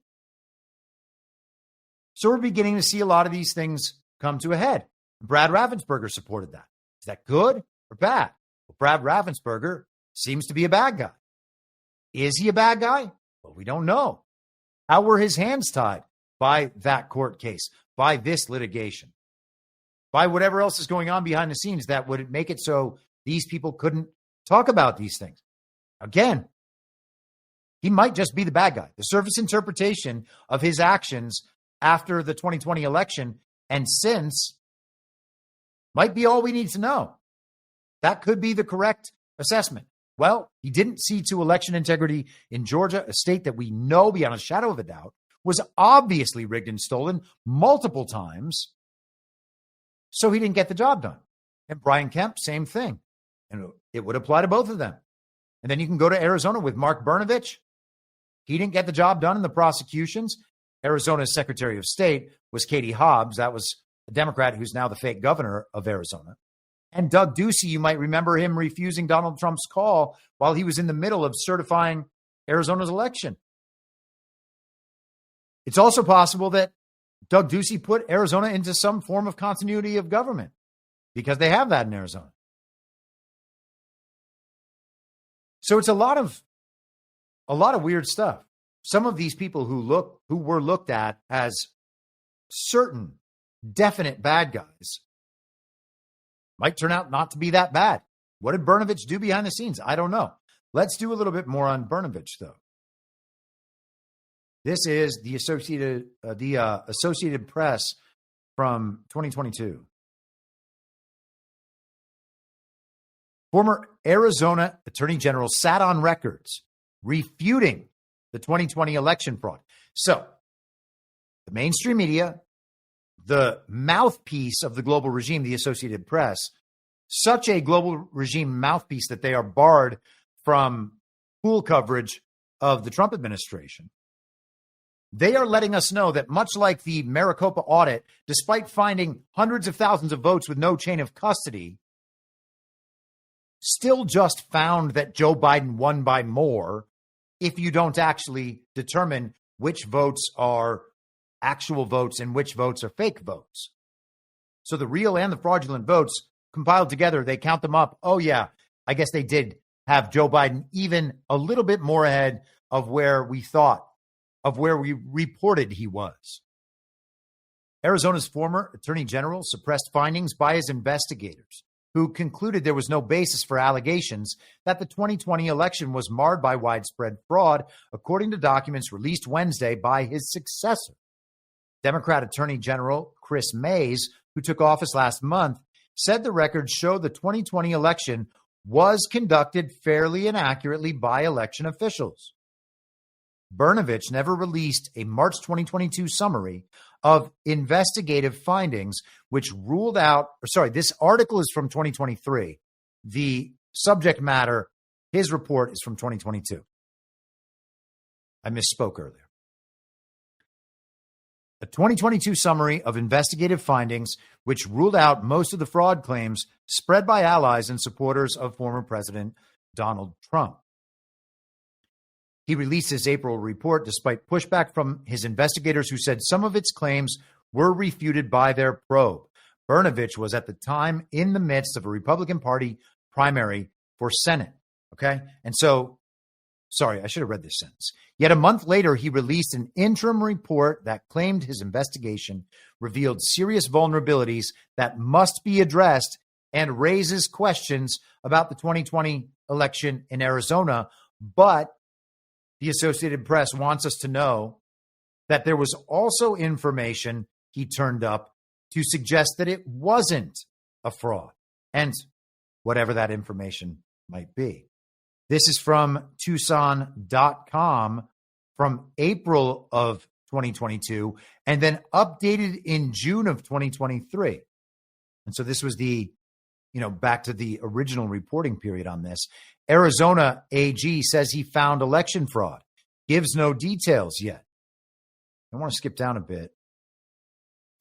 The EIU's review, this is the Election Integrity Unit, propped up by Arizona's Attorney General's office. The EIU's review has uncovered instances of election fraud by individuals who have been or will be prosecuted for various election crimes, he wrote. But he said the review is ongoing and he is limited in what he can disclose. But much of what has already come to light falls into the area of individual actions and not wholesale fraud, such as the charges Brnovich's office brought against a Cochise County woman who pleaded guilty to voting the absentee ballot sent to her deceased mother. Okay, so he found problems, but trust us, it's just like this one that is not really a problem. It's just one person who did a bad thing. Criminal charges or not, Brnovich said there are bigger problems. We can report that there are problematic system-wide issues that relate to early ballot handling and verification. Early ballot handling and verification. Verification would mean signature matching, for instance, which one of Kari Lake's lawsuits was explicitly and specifically about. That they had an AI program matching signatures.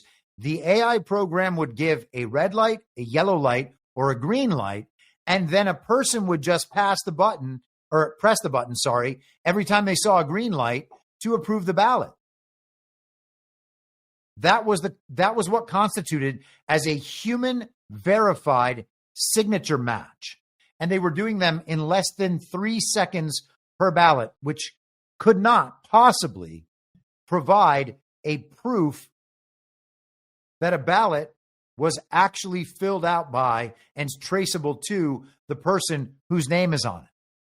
Crazy system. So they knew that there were issues from the beginning. Those start, he said, these issues with procedures that are supposed to match the signatures on ballot envelopes with those already on file. He said that is not taking place, at least not in a way to ensure compliance. For example, he said that on November 4th, 2020, the Maricopa County Recorder verified 206,648 signatures on early ballot envelopes at a rate he computed to be 4.6 seconds per signature, saying there are simply too many early ballots that must be verified in too limited a period of time, thus leaving the system vulnerable to error, fraud, and oversight. And again, Kari Lake's lawsuit found that under 3 seconds. Rumble Me in the chat said, didn't his future son-in-law get blown up? And I think he's talking about Brian Kemp of Georgia. His daughter's boyfriend, Harrison Deal, got blown up in his car. That is the story. So not Brnovich. I'm not sure if he was referring to Brnovich, but that was Brian Kemp. So Brnovich says he found fraud. They didn't give all the details, couldn't disclose all the charges. It seems like a lot of stuff is being held behind the scenes. He's telling us that there are major problems with mail-in ballots and signature matching in Arizona, which we know, which has been found indisputably. And yet they're telling us, well, the charges are just like this one in Cochise County, where it's one woman casting her dead mother's ballot. So there's 20 of those. What does that account for? 20 votes? Still not enough to turn the election from Biden to Trump, and therefore totally invalid. Doesn't matter. Well, are they just giving us a load of bullshit? And I think the answer is pretty obvious. Here is Jon Stewart. And I can't believe we're doing Jon Stewart clips on 2 episodes in a row. It feels very strange. But I was looking for information on Brnovich to kind of give us a better indication of what this guy is about. And I found an interview by none other than Jon Stewart. So let's go ahead and watch a few minutes of this and watch Jon Stewart attempt to railroad him. 74,000 mail-in ballots received that were never mailed, magically appearing ballots. 168,000 fraudulent ballots printed on illegal paper. 36,000 ballots illegally cast by non-citizens. Now, the truth is, none of that was real. When it first came out, the Cyber Ninja said Joe Biden won Arizona. And then they got a lot of pushback, and then they started hedging and hawing. And then next thing you know, people were like, well, Brnovich needs to do something about it. And then it was like a hot mess. But you've responded by doing things about it. You've said you're still investigating. We've run a lot of the stuff to ground. And when you get it to ground, will you come out and say, Donald J. Trump is wrong? The election in Arizona was fair, not stolen, and not fraudulent. I've always been a straight shooter. And once all the facts and evidence are John, come on, man. I'm telling you. You have found no evidence that the election in Arizona was fraudulent or stolen from Donald Trump. Donald Trump lost Arizona, period. I've said that from the very beginning. There have been isolated incidences thus far that we've identified, and we are prosecuting. Yes. We still have some active investigations going on, but people can draw their own conclusions. There is no, people cannot draw their own conclusions. That's the point of the law. Yeah, it is. The law is that you have facts and you have fiction. Right. The fact is the election in Arizona was well run, not fraudulent, and not stolen from Donald Trump, according to even your investigation. I have never said. Why is it so hard to just say yes to that? I guess because I've spent most of my career as a prosecutor, and we still have some ongoing cases. So in your mind, you still feel like after all this, you're going to discover a concerted effort to steal the election from Donald Trump and that it was fraudulent. Is that what you're saying? No, that's not what I'm saying. So why can't you say the election in 2020 was not stolen or fraudulent? I will tell you this. As I said, this is blowing my mind. Is it really? You can't say your conclusion before you go through the entire process. And that's what I said. You and I disagree because you think that somehow that makes me a weenie or that I'm entertaining conspiracy theories. John, if I thought there was widespread fraud, would I have certified the election or been part of that certification process? You seem like you're playing a little bit of a double game. I don't know if it's a double game. Well, when it's convenient, you go to the partisan side and you say, for instance, as you did on Steve Bannon's show, we all know what happened. And you intimated that we all know what happened, and I'm here to tell you, I'm not going to let it happen again. So what is it exactly that happened in Maricopa County that you're not going to let happen again that was fraudulent? What I said in relationship to the Steve Bannon show, there was a lot of folks complaining about everything going on, and we pointed out that there was up to 200,000 ballots didn't have a proper chain of custody. And that's why if you listen to the whole Steve Bannon thing, he said, well, that's evidence of fraud. And I said, no, it's people can draw their own conclusions. What you don't want is someone to be able to say, but these ballots didn't have the chain of custody, therefore it's fraud. There are checks and balances within the Maricopa system that any gaps in chain of custody are also cross-checked through signatures and verification. And you know that. It's all bullshit. And you know it's all bullshit. I think that elections in this country are, in the main, run incredibly well. I think that's a fact. But the real threat to democracy in this country is you have election officials. And he goes on through the rest of the slogans that you've probably heard a million times before about how elections are free and fair, safe and secure, and the reported results accurately reflect the will and intent of the voters. And, if you say anything other than that, you're threatening to tear down our democracy and putting election officials at risk. Jon Stewart was badgering him throughout that entire time, trying to get Mark Brnovich to say things that Mark Brnovich wasn't going to say. He said, do you think you're going to discover that the election was stolen? And Brnovich smiled and said, no.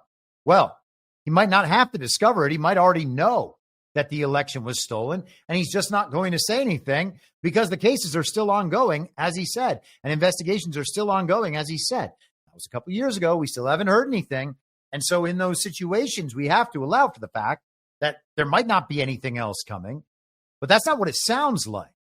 And he had every opportunity to say the thing that Jon Stewart was trying to force him to say, and he didn't do it. And we've seen that pattern emerge many times over the years. We are always told that these sorts of people won't say those sorts of things because they don't want to lose the support of Trump's conspiracy theorist base, which are, people like me and people like you.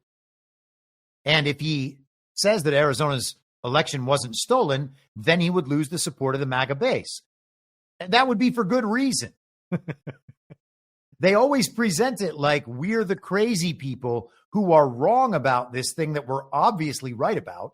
Nobody has any proof whatsoever that Joe Biden received 81 million real lawful American votes. And there's no way to prove it because they won't let us check. And if we could check and we could verify legitimate votes, there's no way in hell that the 2020 election produced 28 million ballots more than 2016 in the middle of a very deadly pandemic. That's not possible. It's like one building falling down in a major metropolitan area, 640 miles away from the epicenter of an earthquake. It's not possible. I don't need your proof. That can't happen. Therefore, didn't happen. Let us continue. Now, Mark Brnovich, election fraud, Serbia. Because he's going to be the, ambassador or envoy? I've forgotten what his exact title is about to be. Ambassador, yes. Okay.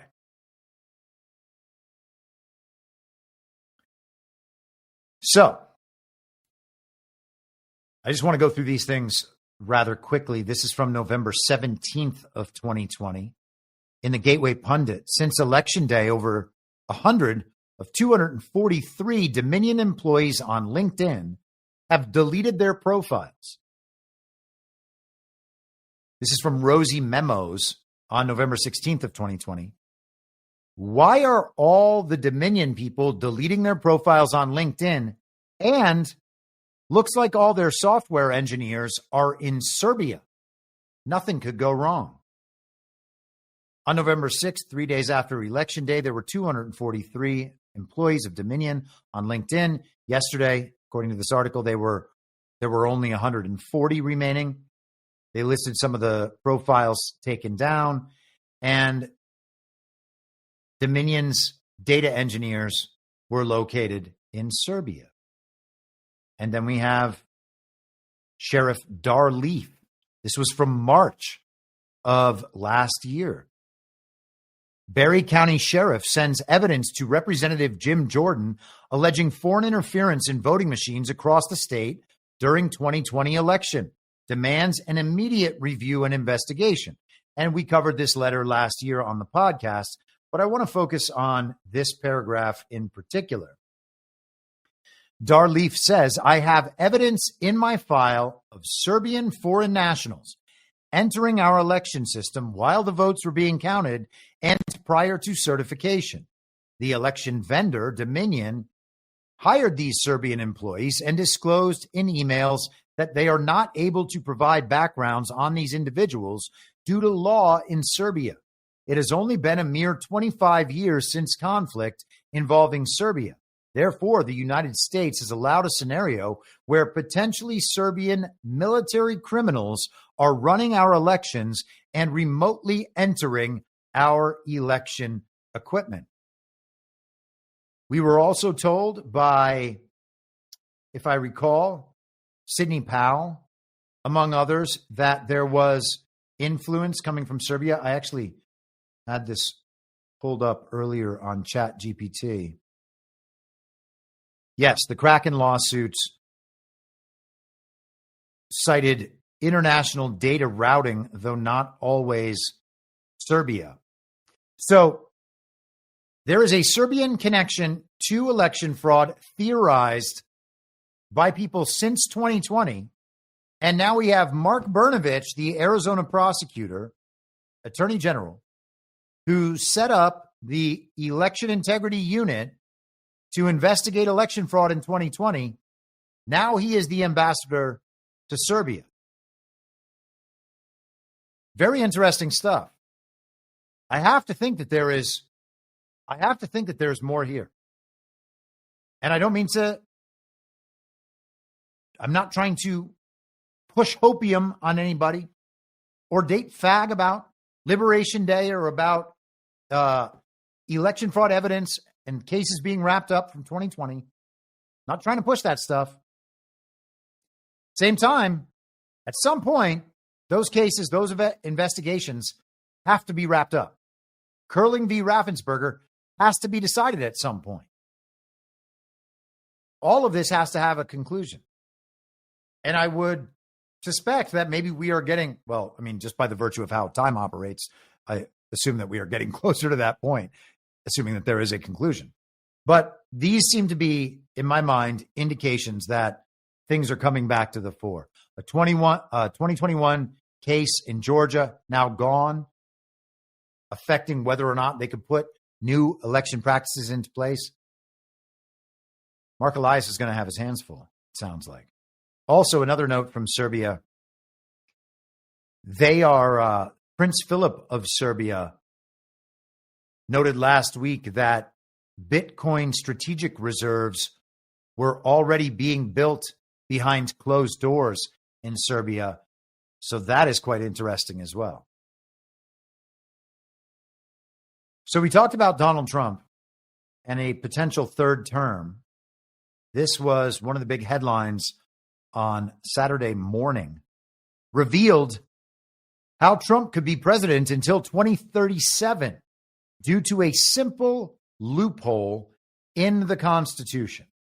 Now, the loophole in the Constitution is about elections.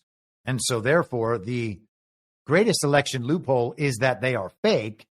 And as long as Donald Trump remains popular, he will maintain the obvious and overwhelming mandate from the people as long as he continues to do the people's work. And we continue to push this information out there, understand the situation, and continue to push him forward. If you have the people's mandate, you get to stay in office. The original Constitution didn't want to get rid of the best possible people to serve our society if everyone actually wanted them to serve and they were willing to do it. At least in the presidential position, I should say. It is noon in Washington on Saturday, January 29th or 20th, 2029, and they're doing this fantasy scenario about J.D. Vance running for president with Donald Trump as his vice president, getting sworn in, and then resigning, handing the presidency back over to Donald Trump. Now, if this is something that is going to happen or even be talked about in a serious way, I would be shocked and very surprised. But we've seen a bunch of ridiculous nonsense. So if you need to get it, if you need to make it this ridiculous to get all the way through and develop the proper new understanding, so be it. Let us go down. Here is the scenario. In fact, for the path for Trump to serve a third term and potentially a fourth until January 2037, when he would be aged 90, is not only possible, it is simple, thanks to a glaring loophole in the amendment. The idea of exploiting this loophole has long been percolating in academic circles, behind the scenes in Congress and the White House, and recently among Trump's most fervent supporters. Carrying it out would not require an army of lawyers to perform arcane legal acrobatics with the Constitution. Instead, the move would hinge merely on the interpretation of one word, election, in the 22nd Amendment and the loyalty of one man, Vance, in this fantasy scenario. Okay, here's the 22nd Amendment, and then we will move on. No person shall be elected to the office of president more than twice, and no person who has held the office of president or acted as president for more than 2 years of a term to which some other person was elected president shall be elected to the office of president more than once. Okay, so it's just elected in both of those scenarios. No matter how many times you've served before, whether you were taking over somebody else's term or elected yourself, you cannot then be elected again. But this wouldn't be a scenario where Trump is elected president. The amendment was ratified in 1951 and was a direct response to Franklin Delano Roosevelt having been elected 4 times on the third and fourth occasions during wartime. So Franklin Delano Roosevelt is like a modern day or like an old timey Volodymyr Zelensky of the modern day. It's like, I'm a wartime president. What do you want me to do? We're not going to have elections. In fact, we're going to have them. I'm just going to win. 4 terms. And we're told Donald Trump is an authoritarian dictator. Here is Donald Trump talking about a third term. We're not joking about a third term, about possibly wanting a third term. Does that mean you're not planning to leave office on January 20th? I'm not looking at that, but I'll tell you, I have had more people ask me to have a third term, which is in a way a fourth term because the other election, the 2020 election was totally rigged. So it's actually sort of a fourth term in a certain way. I just don't want the credit for the second because Biden was so bad. He did such a bad job. And I think that's one of the reasons that I'm popular, if you want to know the truth. I think I'm popular because we've done a great job. I think we've had the best almost 100 days of any president.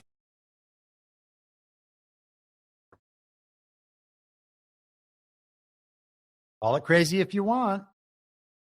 It's Trump saying it. It's not me saying it. It's not me saying he's in his third term now. That's him saying it. If the people want Trump to remain president, he will remain president. That's it. He also happens to be, very possibly, the king of the world, and you can't just elect away a king. Maybe at some point we will grow up and understand that elections are not how the leaders of the world are determined. Maybe at some point we'll get back to a state like that, a state of being, I mean, where elections do determine those sorts of things. But we're not there in reality. And this is a post-constitutional period. And even people like Steve Bannon go around saying that on a fairly regular basis now. This is The Guardian from yesterday. Trump says there are methods for seeking a third term in the White House. In an interview aired Sunday on NBC, Trump was asked about his trying to stay in office beyond his second presidency, a specter he has repeatedly raised while sometimes claiming he is just joking. Trump told the host, Kristen Welker, there are methods which you could do it, and this time made it a point to say he was not joking. Well, there are plans, Trump said to Welker. There are not plans, there are methods. There are methods which you could do it, as you know. And so the assumption is that he's referring to the scenario laid out there by the Daily Mail. And I'm told that Steve Bannon actually talked about this in his speech on Friday night in Colorado. Vance has not indicated that he is interested in participating in such a plan, and an election law professor at Notre Dame, Derek Muller, told the Associated Press that the Constitution's 12th Amendment says, quote, no person constitutionally ineligible to the office of president shall be eligible to that of the vice president of the United States. And Mueller is trying to combine the 22nd Amendment with the 12th Amendment to say that the 22nd Amendment says he's not eligible, and therefore he fits the ineligibility clause of the 12th Amendment, and therefore he just can't run. No one would ever buy that, okay? And the 22nd Amendment, all these amendments, useless, okay? If we are in a post-constitutional period, these amendments are useless. If we have returned to the original Constitution, then these amendments are useless. Regardless, the only thing that can give legitimacy to a government of a nation is the mandate of the people. It doesn't have to be overwhelming, but it would have to be a mandate of the people. That is how legitimacy has long been determined. Now, again, that might be an immature interpretation of how things actually work in the world. That might just be an illusion, a smokescreen. Maybe we don't have anything even approaching that level of input or control. But Trump is going to have the mandate of the people. It just continues to grow. People don't realize, oh, you know what? I was actually wrong about Donald Trump. Now, you might not like everything that the Trump administration is doing, but that's the administration. Whatever parts of the GOP establishment or the GOP agenda or whatever else you see active, those are not necessarily Donald Trump and should be thought of. You can think of them together. I'm not saying don't think of these things together. I'm just saying you also have to think of them separately. Donald Trump's popularity continues to increase, and it shows no signs of slowing down. And if you were Donald Trump and you were worried about your popularity and the public image of your popularity, you wouldn't be saying things like, yeah, well, this is a third term, and we would be talking about a fourth. You know, this is kind of my third term because I've won 3 elections. The 2020 election was obviously stolen, but we don't really want to take credit for what happened in that period. You know, it definitely didn't happen. Devolution. That's a conspiracy theory. Man, isn't that crazy? The amount of shit we took over the last 3.5 years, and most particularly John, but definitely those of us on Devolution Power Hour with him and on Badlands generally, even from Q people, which is crazy. But yeah, there you have it. That is Trump talking about his third and fourth terms. Now, if you want to say that nothing else is going on behind the scenes and it doesn't have to be for the real situation to play out, then fine. But that was not the argument made against us. We were going to make it so that people didn't vote in our fake elections. Here is former Nixon Watergate scandal participant John Dean talking about Donald Trump's extra terms. First, just want to get your reaction to these new comments from the president. Well, he likes constitutional end runs. That's what Bannon was talking about. And that's what seems to be on his mind, is how he can get around the very clear language of the 22nd Amendment, which precludes getting reelected to more than 2 terms. And President Trump said, I have other methods. What could those constitutionally be? They'd have to be written by the Supreme Court that would redefine the Constitution. As I say, I describe it as a constitutional end run. Jessica, this is not a new debate. It actually goes back to a Law Journal article in 1999, where a bunch of scholars got together and looked at the 22nd Amendment and said, maybe a president cannot be reelected twice, but maybe he can serve twice. How does he serve twice? He becomes a vice presidential candidate. Then the vice president steps aside and makes him the president under the succession statute. This is really obtuse. This is it is pretty good scholarship. It's been debated for a lot of years. Hillary Clinton looked at it when she was nominated, thinking maybe her husband, former president, should be her vice president. But then she realized, well, he's not really eligible to become president under my reading and most readings of the 22nd Amendment. So she precluded that. A lot of people thought Obama should go for another term. He didn't. He read the Constitution and said, no, I'm not for end runs. So this was always a thing for Democrats, for the Clintons, and for Obama. And they decided, no, we have to respect the 22nd Amendment. I guess they didn't respect it that much, or they thought it meant something different. And now he's just hoping, well, Donald Trump, he would never do this sort of thing. First of all, he doesn't have to do that sort of thing. And second of all, yeah, he would. Okay, let's move past that fun topic. And I really do like that topic. That's some great stuff. Trump talking about his 3rd and 4th terms. Trump just said he won as president in 2020 and counts that as a term. He said he doesn't want the results. This is something that he said before. And he doesn't actually have to own any of the results that were initiated by the false reality layer that rests on top of our legitimate government. And that is the deep state, the bureaucratic administrative state, the government as it's shown to us on television. That's not his doing, except in the sense that he's manipulating situations through either leverage or direct control. Okay. This is the Gateway Pundit. I just want to quickly touch on this because I did think it was interesting. This is yesterday. That's simply not true. Trump hater Jeffrey Goldberg shreds Mike Waltz's denial that he never met or spoke with him. So Mike Waltz told Laura Ingraham that he's never really met or spoken with Jeffrey Goldberg, the reporter, the editor-in-chief of The Atlantic.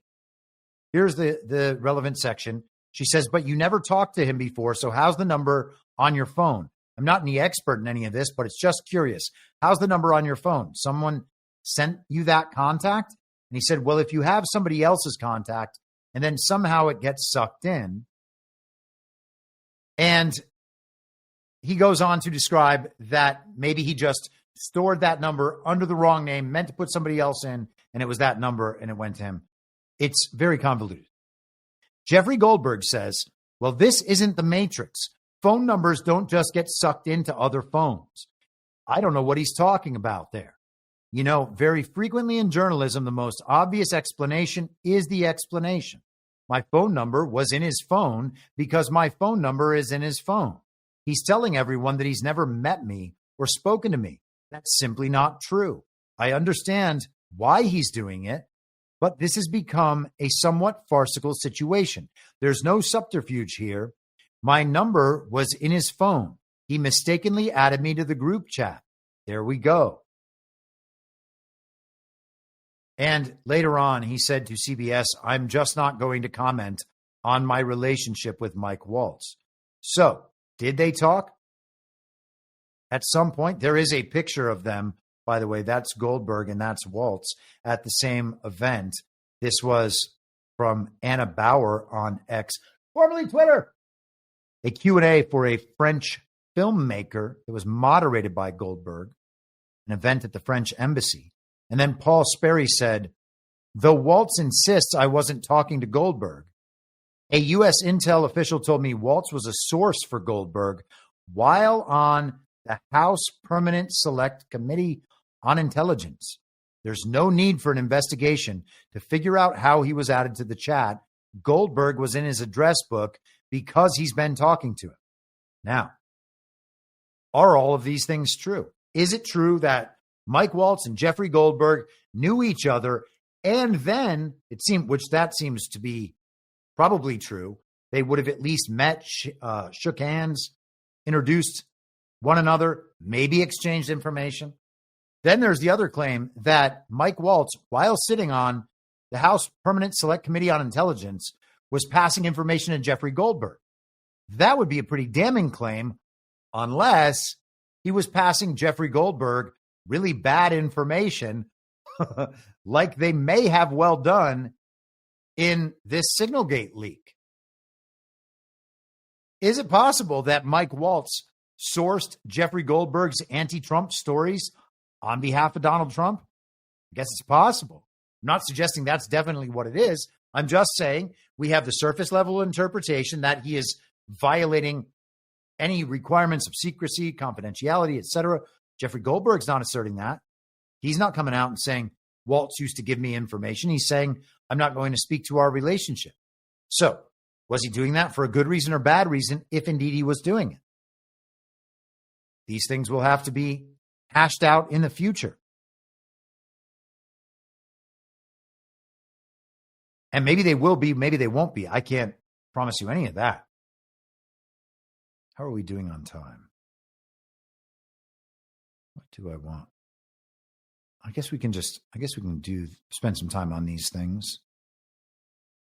I think this will be good. Okay. So we've been talking a lot since November about what role DOGE would have. DOGE, I have theorized the entire time, is primarily a narrative-driven operation to accomplish tasks that were already accomplished before Trump returned to office.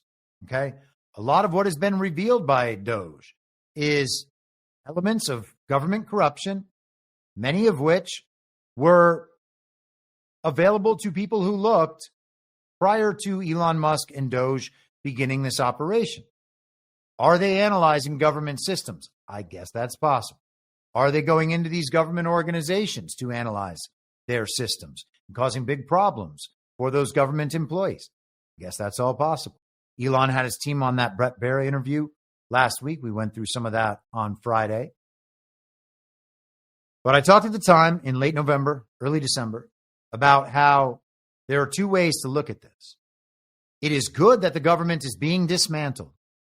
It would be bad if we were told the government was being dismantled, but all that was happening was the government was privatizing so that it was no longer under the purview of the people or the people's representatives, and still doing the same things, still with the same funding sources from global philanthropists and donor money that flows through and is directed by groups like the International Crisis Group and global regime bankers, etc., is a privatized CDC that the states, whose advice the states still take and implement, better or worse than a government-run CDC that does nothing?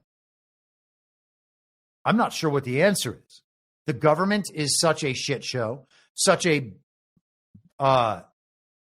garden for waste, fraud, and abuse to grow and sprout everywhere, in every inch of it, everything it touches becomes a mechanism and a system that produces waste, fraud, and abuse. So there's nothing good about that. There's nothing good about the government taking the advice of the science and then violating people's rights just widespread across the board with a snap of a finger, with the snap of Gavin Newsom's fingers or whoever.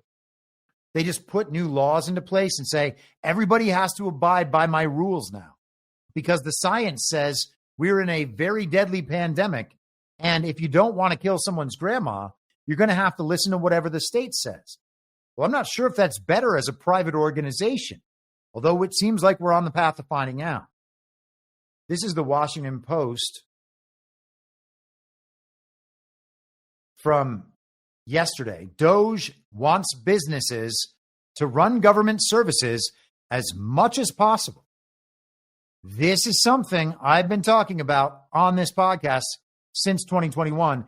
And what is the first thing we see there? Well, that's the U.S. Postal Service. Now, who could run the U.S. Postal Service better than the U.S. Postal Service could? Well, that would be Amazon. And in every one of these cases, there is a corporation that already seems like it's running these things. Mail delivery, real estate, foreign aid grants. The Trump administration is moving to privatize a sweeping number of government functions and assets, a longstanding Republican goal that's being catalyzed by billionaire Elon Musk. Well, damn, that's exactly what I said was going to happen in November. The slash and burn approach of Musk's U.S. DOGE service is paving the way for a new shift to the private sector, reducing the size and power of the federal bureaucracy in a real-world test of the conservative theory, a version of which is also widely popular in Silicon Valley, that companies are better than government at saving money and responding to people's needs. Now, that part, in theory, is something that I would never dispute. Private organizations that have a profit motive and incentive are better at operating and fulfilling people's needs than the government is, unless and until they monopolize industries, which is what we have now. And then you don't have any options at all. And everything that touches an industry coalesces around the big player. They sweep up all the little companies. They merge with all of them. They buy them out. They take them over, whatever it is. They become part of a massive conglomerate. And then they are the only potential service provider, creating massive barriers to entry for anyone else who might compete in that industry. And then the prices can skyrocket. Is it better to have your money wasted by government, waste, fraud, and abuse and inefficiency? Or is it better that it just goes and helps fill up some bottom line of some nameless, faceless corporation that you have no control over whatsoever, except for your ability to abstain from using its services? It's a tough problem. And it's one that seems like it's being created right now. And it's being created in the same way, or at least to the same effect, that we saw in 2020 carried out by the COVID agenda, which is, as Klaus Schwab wrote in COVID-19, the Great Reset. The Great Reset. Okay? They want to hand power over to the corporations that are aligned with the World Economic Forum, with global governance, etc., with the global agenda broadly. And that's what happened in 2020. Small businesses got destroyed. Your dress shop had to close while Target and Walmart could sell dresses. Your local coffee shop had to close while Starbucks and other big coffee companies could stay open. And you could go on down through the entire list of industries and see that same thing happening. And since that period of time, those corporations have continued to get bigger and bigger and bigger and bigger, more controlling and more monopolistic. And now you see the prices exploding as well. It's crazy. So let us continue. Examples are popping up across Washington and in proposals from President Donald Trump's allies, though the plans are at various stages of development and in some cases have already encountered resistance.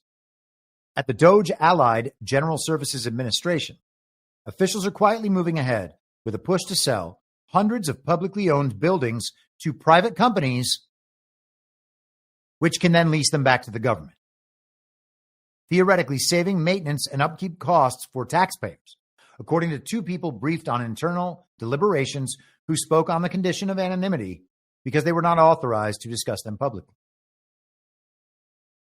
If the company is privatized and then the government is still working with it, has anything improved? Well, they've changed the name of the entity. Is that better? Well, it might be more efficient. And we've talked about this a few times now. But efficiency is not the only goal of this Trump term, of MAGA broadly, of the Trump administration, though it is often described that way by Elon Musk and, more importantly, by all of the tech libertarians and the neo-Kabbalists around Elon Musk.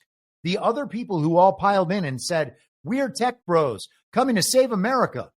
Yeah, we liked Ron DeSantis. Yeah, we like Nikki Haley and J.D. Vance and Vivek Ramaswamy. But you know who we really like now that all our other choices are gone except for Joe Biden? Well, it's Donald Trump. It's almost like they were going to do all this stuff no matter what. At the Postal Service, whose leaders have tussled with DOGE representatives, a plan for full privatization appears to have lost steam after facing pushback and legal hurdles. But private firms are preparing for a piecemeal government effort to outsource mail and package handling and long-haul trucking routes while offloading leases for unprofitable post offices, according to 6 industry executives. At the Interior Department, Secretary Doug Burgum has proposed allowing private developers to build on federal lands across the West. And in his first public address as Treasury Secretary, former hedge fund manager Scott Presler vowed to reprivatize the economy. We talked about that. Business people and policymakers close to the administration are stepping up with additional proposals. Private developers building on federal lands across the West. Well, that sounds at least a little bit like Donald Trump's Freedom Cities. It also sounds like the plans proposed 25 or so years ago in the Sovereign Individual, and it sounds a lot like what Curtis Yarvin talks about. Curtis Yarvin being the philosopher king of the tech libertarians, most particularly Peter Thiel, who, by the way, wrote the preface, the intro, or prologue, or whatever it's called, for the latest edition, the latest printing of the Sovereign Individual. So this is their program being described. A Wall Street investor nominated to run the International Development Finance Corporation, a little-known foreign investment agency that works to align the private sector with U.S. foreign policy goals, has suggested redirecting a large portion of the $40 billion budget of the shuttered U.S. Agency for International Development to investors, startups, and companies that work in developing countries. So the money's just going to go to private organizations to do the same thing? Is that what we're being told? The proposal, which was posted on X by the nominee, Ben Black, and tech investor Joe Lonsdale, that's one of those PayPal guys. That's one of those pro-Elon guys. That's one of those guys that decided to be pro-Trump after he was already pro everything else. Here is Lonsdale. I actually put up some quotes by him, or some tweets by him from last week. He said, and this, by the way, was, I was tweeting about, or posting about, Peter Thiel and Palantir. Here is Thiel's co-founder, along with Joe Lonsdale, a man named Alex Karp. This is back in 2023. In January of 2023, Laura Loomer posted this on X, formerly Twitter. Look, we built PG, which single-handedly stopped the rise of the far right in Europe. We built Foundry, which was used to distribute the COVID vaccine and save millions of lives globally. We built what we call multi-constellation, and what's often called the digital kill chain. And they're category-defining products. So when you deliver these products to the market, just honestly, people say this isn't going to exist, this isn't valuable. Let's start at the beginning again and just get these few seconds. We don't need to hear him describe the companies any further. Let's listen to this one thing again. Look, we built PG, which single-handedly stopped the rise of the far right in Europe. We built PG, which single-handedly stopped the rise of the far right in Europe. How about that? Is that something that you would consider a good thing? It's not something I would consider a good thing. I don't think we should be messing in the affairs of other countries generally, but I certainly don't want a U.S. defense and intel linked company, a private company, doing that, telling us that they can do that through the manipulation of information and the information that they've gotten on everyone for the last 25 years.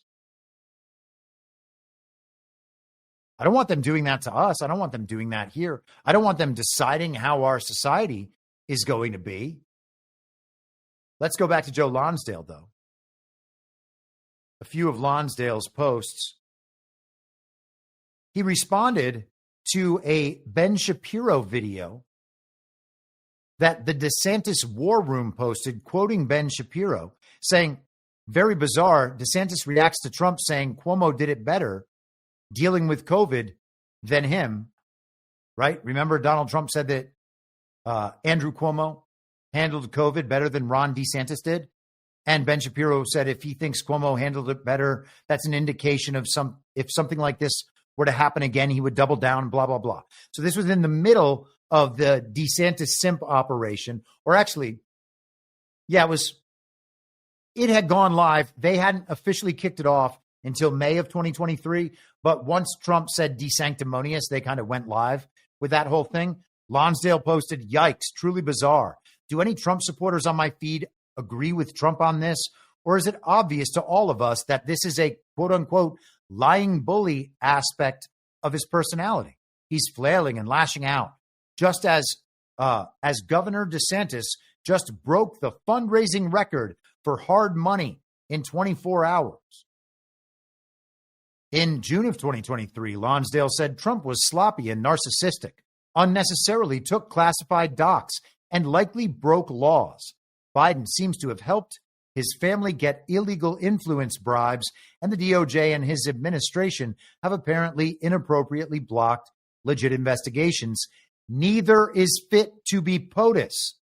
He also said on January 7th of 2021, the day after the very violent insurrection, he said, I never supported Trump, but also see he was taken out of context and made to seem even worse than he is if you listen to the fine men speech. That's the very fine people on both sides.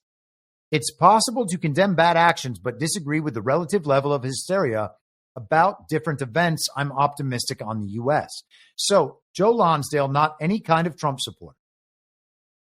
He said he never supported Trump. He clearly went out and supported Ron DeSantis really hard and said Donald Trump he's not fit to be president based on taking the classified docs. So that's the Mar-a-Lago raid in the Jack Smith case that is now dismissed and obviously fake. Lonsdale has lost none of his confidence in this position.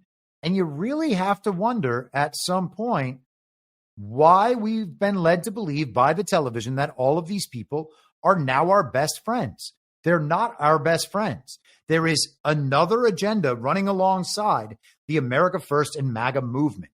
And I don't want to belabor this article. We don't have to go all the way through it. It does get a little long. There are many examples in here. Let's actually just do a little bit more of it. And I will. There's a couple paragraphs left in here that I want to hit, and then we can move on. We won't make this entire episode about Here we are. I captured some of this in my Telegram post from earlier today, and I don't want to miss that stuff. Sometimes it's hard to eyeball exactly where we are in the article. So let me just read from that Telegram post instead. It's been clear from the first days of the administration that one of their main longer-term objectives is privatization of many government assets, said Joe Brusuelis, chief economist at RSM. They've been very clear about their intent. Traditional Republicans, this is not a quote, this is back to Washington Post coverage. Traditional Republicans have long argued that private companies can do a better job of managing government services than civil servants. But Musk and his Silicon Valley associates want to push the idea much further than the mainstream GOP. At a Morgan Stanley technology conference this month, Musk said the government should privatize everything we possibly can. The tech crowd argues that entrenched corporations that historically have benefited from government largesse are as much a problem as government itself. That may be true. They say scrappy builders from the tech industry, along with a leaner startup mindset and superior technology, can rework government processes wholesale rather than merely outsourcing the same work. And that, again, is certainly true. I have no doubt that with the state of technological progress right now and the state of these systems as they exist right now, the government could immediately be made more efficient by implementing these systems. Okay? So I'm not questioning that. It's just a matter of which systems, how much, and who's running them. Large companies, including Oracle, Microsoft, IBM, and ServiceNow, hold billions of dollars in contracts to service software and programs DOGE is now axing. Those firms have seen share prices slide significantly, suggesting that the Trump administration's privatization efforts could be a double-edged sword, helping some companies while hurting others and adding to stock market volatility. So some of the companies that were benefiting from government largesse, waste, fraud, and abuse, corruption, etc., are not benefiting any longer. And that's led to some of the decline in the stock price. The Silicon Valley way of embracing privatization, the person said, would be to first make information public, as Musk has done by posting budget details on X, and have a more rigorous open bidding process for contracts, which prioritizes technological innovation. The Silicon Valley version of privatization is a technologized, transparent version.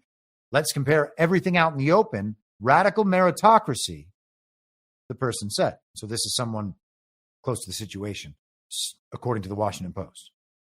The push for privatization underpins much of DOGE's work, said the person familiar with the thinking of Silicon Valley leaders in the Trump administration.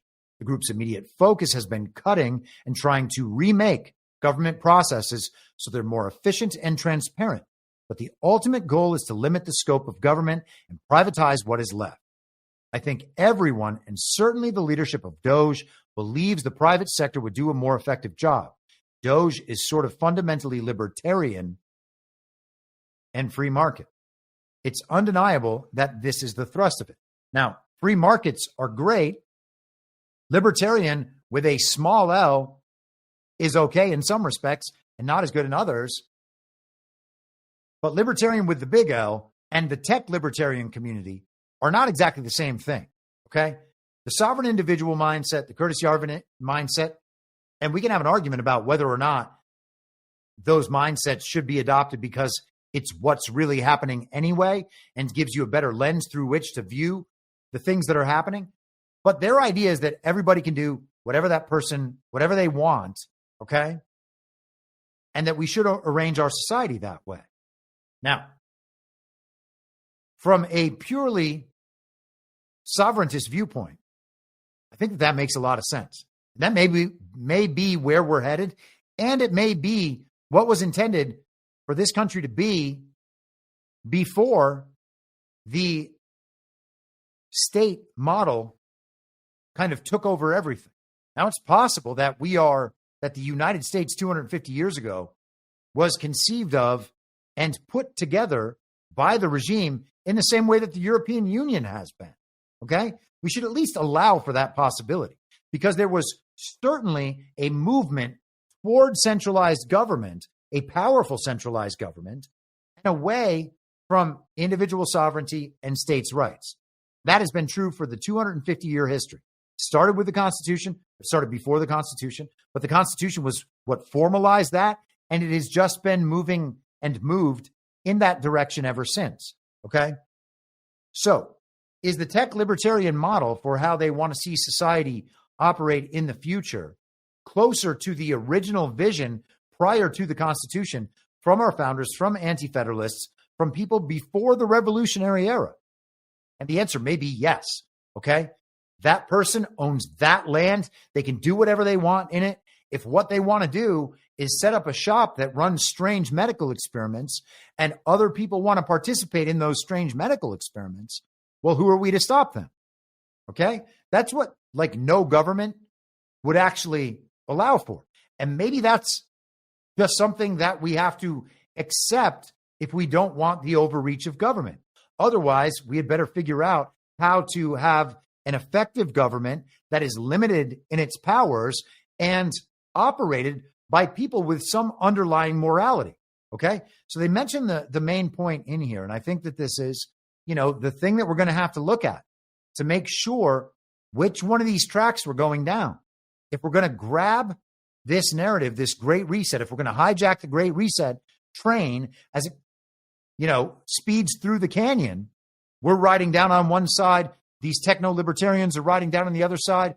They're both going to rob this train, this Great Reset train. Who's going to end up driving it and in which direction? Well, we have to make sure that's us.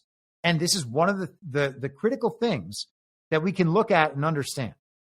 Okay? If there is something that the government shouldn't be doing at all, then that thing needs to be removed from government. That is a different step and a different element than privatizing that thing. Okay? Now, the Postal Service is in the Constitution. So we're going to have the Postal Service on in some way or another, I would imagine. If elements get privatized, so be it. You could argue that elements already have been. But an organization like the CDC, that's something that needs to be fully exposed so that everybody knows that is not a reliable source of information. And no one should follow their guidances because they are still going to continue passing that guidance along to states. And if states go along with the guidance, then we're going to find ourselves in exactly the situation we found ourselves in 2020. A lot of people blame Donald Trump for nationwide lockdowns because he locked down the federal government for 2 weeks. The people who locked down the states were the governors, like Ron DeSantis, for instance, and Gavin Newsom, of course. And so the CDC advising the federal government or being part of the federal government would make no difference in a situation where the governors of states are going to act on CDC advice and then violate the rights of their people. Privatization, the push toward privatization to get rid of these elements of the government that should not exist is a good one, okay? And I don't want to say that I'm against privatization. I'm not, especially not when it comes to certain things. But privatization for the sake of privatization, to corporatize elements of the government and then still have them perform the same function effectively in our society, well, that's not the solution to a problem. And if that's the extent of what Trump is going to be able to do, and again, this is no knock on Donald Trump to admit that there are limitations to his power to the extent we're in a constitutional system. We may not be. But if he's even operating in a principled, constitutional, American, moral way, there will still be limits to his power and what he's able to do because he's not trying to be a totalitarian dictator. At least I certainly don't see him that way, and I doubt that any of you do either. So when he reaches the limit of what he is able to do, what happens then? If all he can do is dismantle the bureaucratic, administrative deep state, and there are entities, individuals, organizations, philanthropists, elements of the global regime that still want to keep those parts of the federal government operating in a private fashion. And Trump can't stop them from doing that. Well, then Trump can't be the answer to all our problems. Okay? And so then that actually puts it back upon the people and says, if your governor is going to comply with whatever the science says, according to the CDC, and then take away your rights, you're actually going to have to stand up and not comply and fight for those rights and not wait for a new election to solve the problem and not wait for Trump to come back and solve the problem, even though he never left. It's going to be about the people sooner or later. And it's going to be what we do at a local level based on the beliefs we have formed, based on whether or not we are still susceptible to these psyops. And I think I'm going to leave it there for today. And I got a bunch of stuff I didn't get to, but we will get to that on Wednesday. And Wednesday, the subscriber stream, I will, that'll be 3 p.m. Eastern, just like this show. Same thing on Friday. It'll be on Substack for paid subscribers and Rumble Premium for paid Substack subscribers. Okay. So the subscriber stream is for Substack subscribers. If you don't also subscribe to Rumble Premium, just watch it over on the Substack and do the chat over there.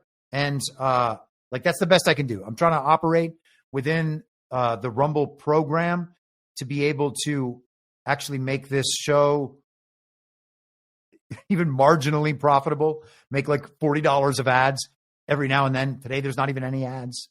So it is what it is, okay? So bear with me on that stuff. I hope that's not too upsetting or deterring for too many people. But I will see you on Wednesday at the same reasonable time on the same reasonable podcast network. I don't have a network. Masks and lockdowns don't work. They lied to you about a pandemic. And Joe Biden was never president.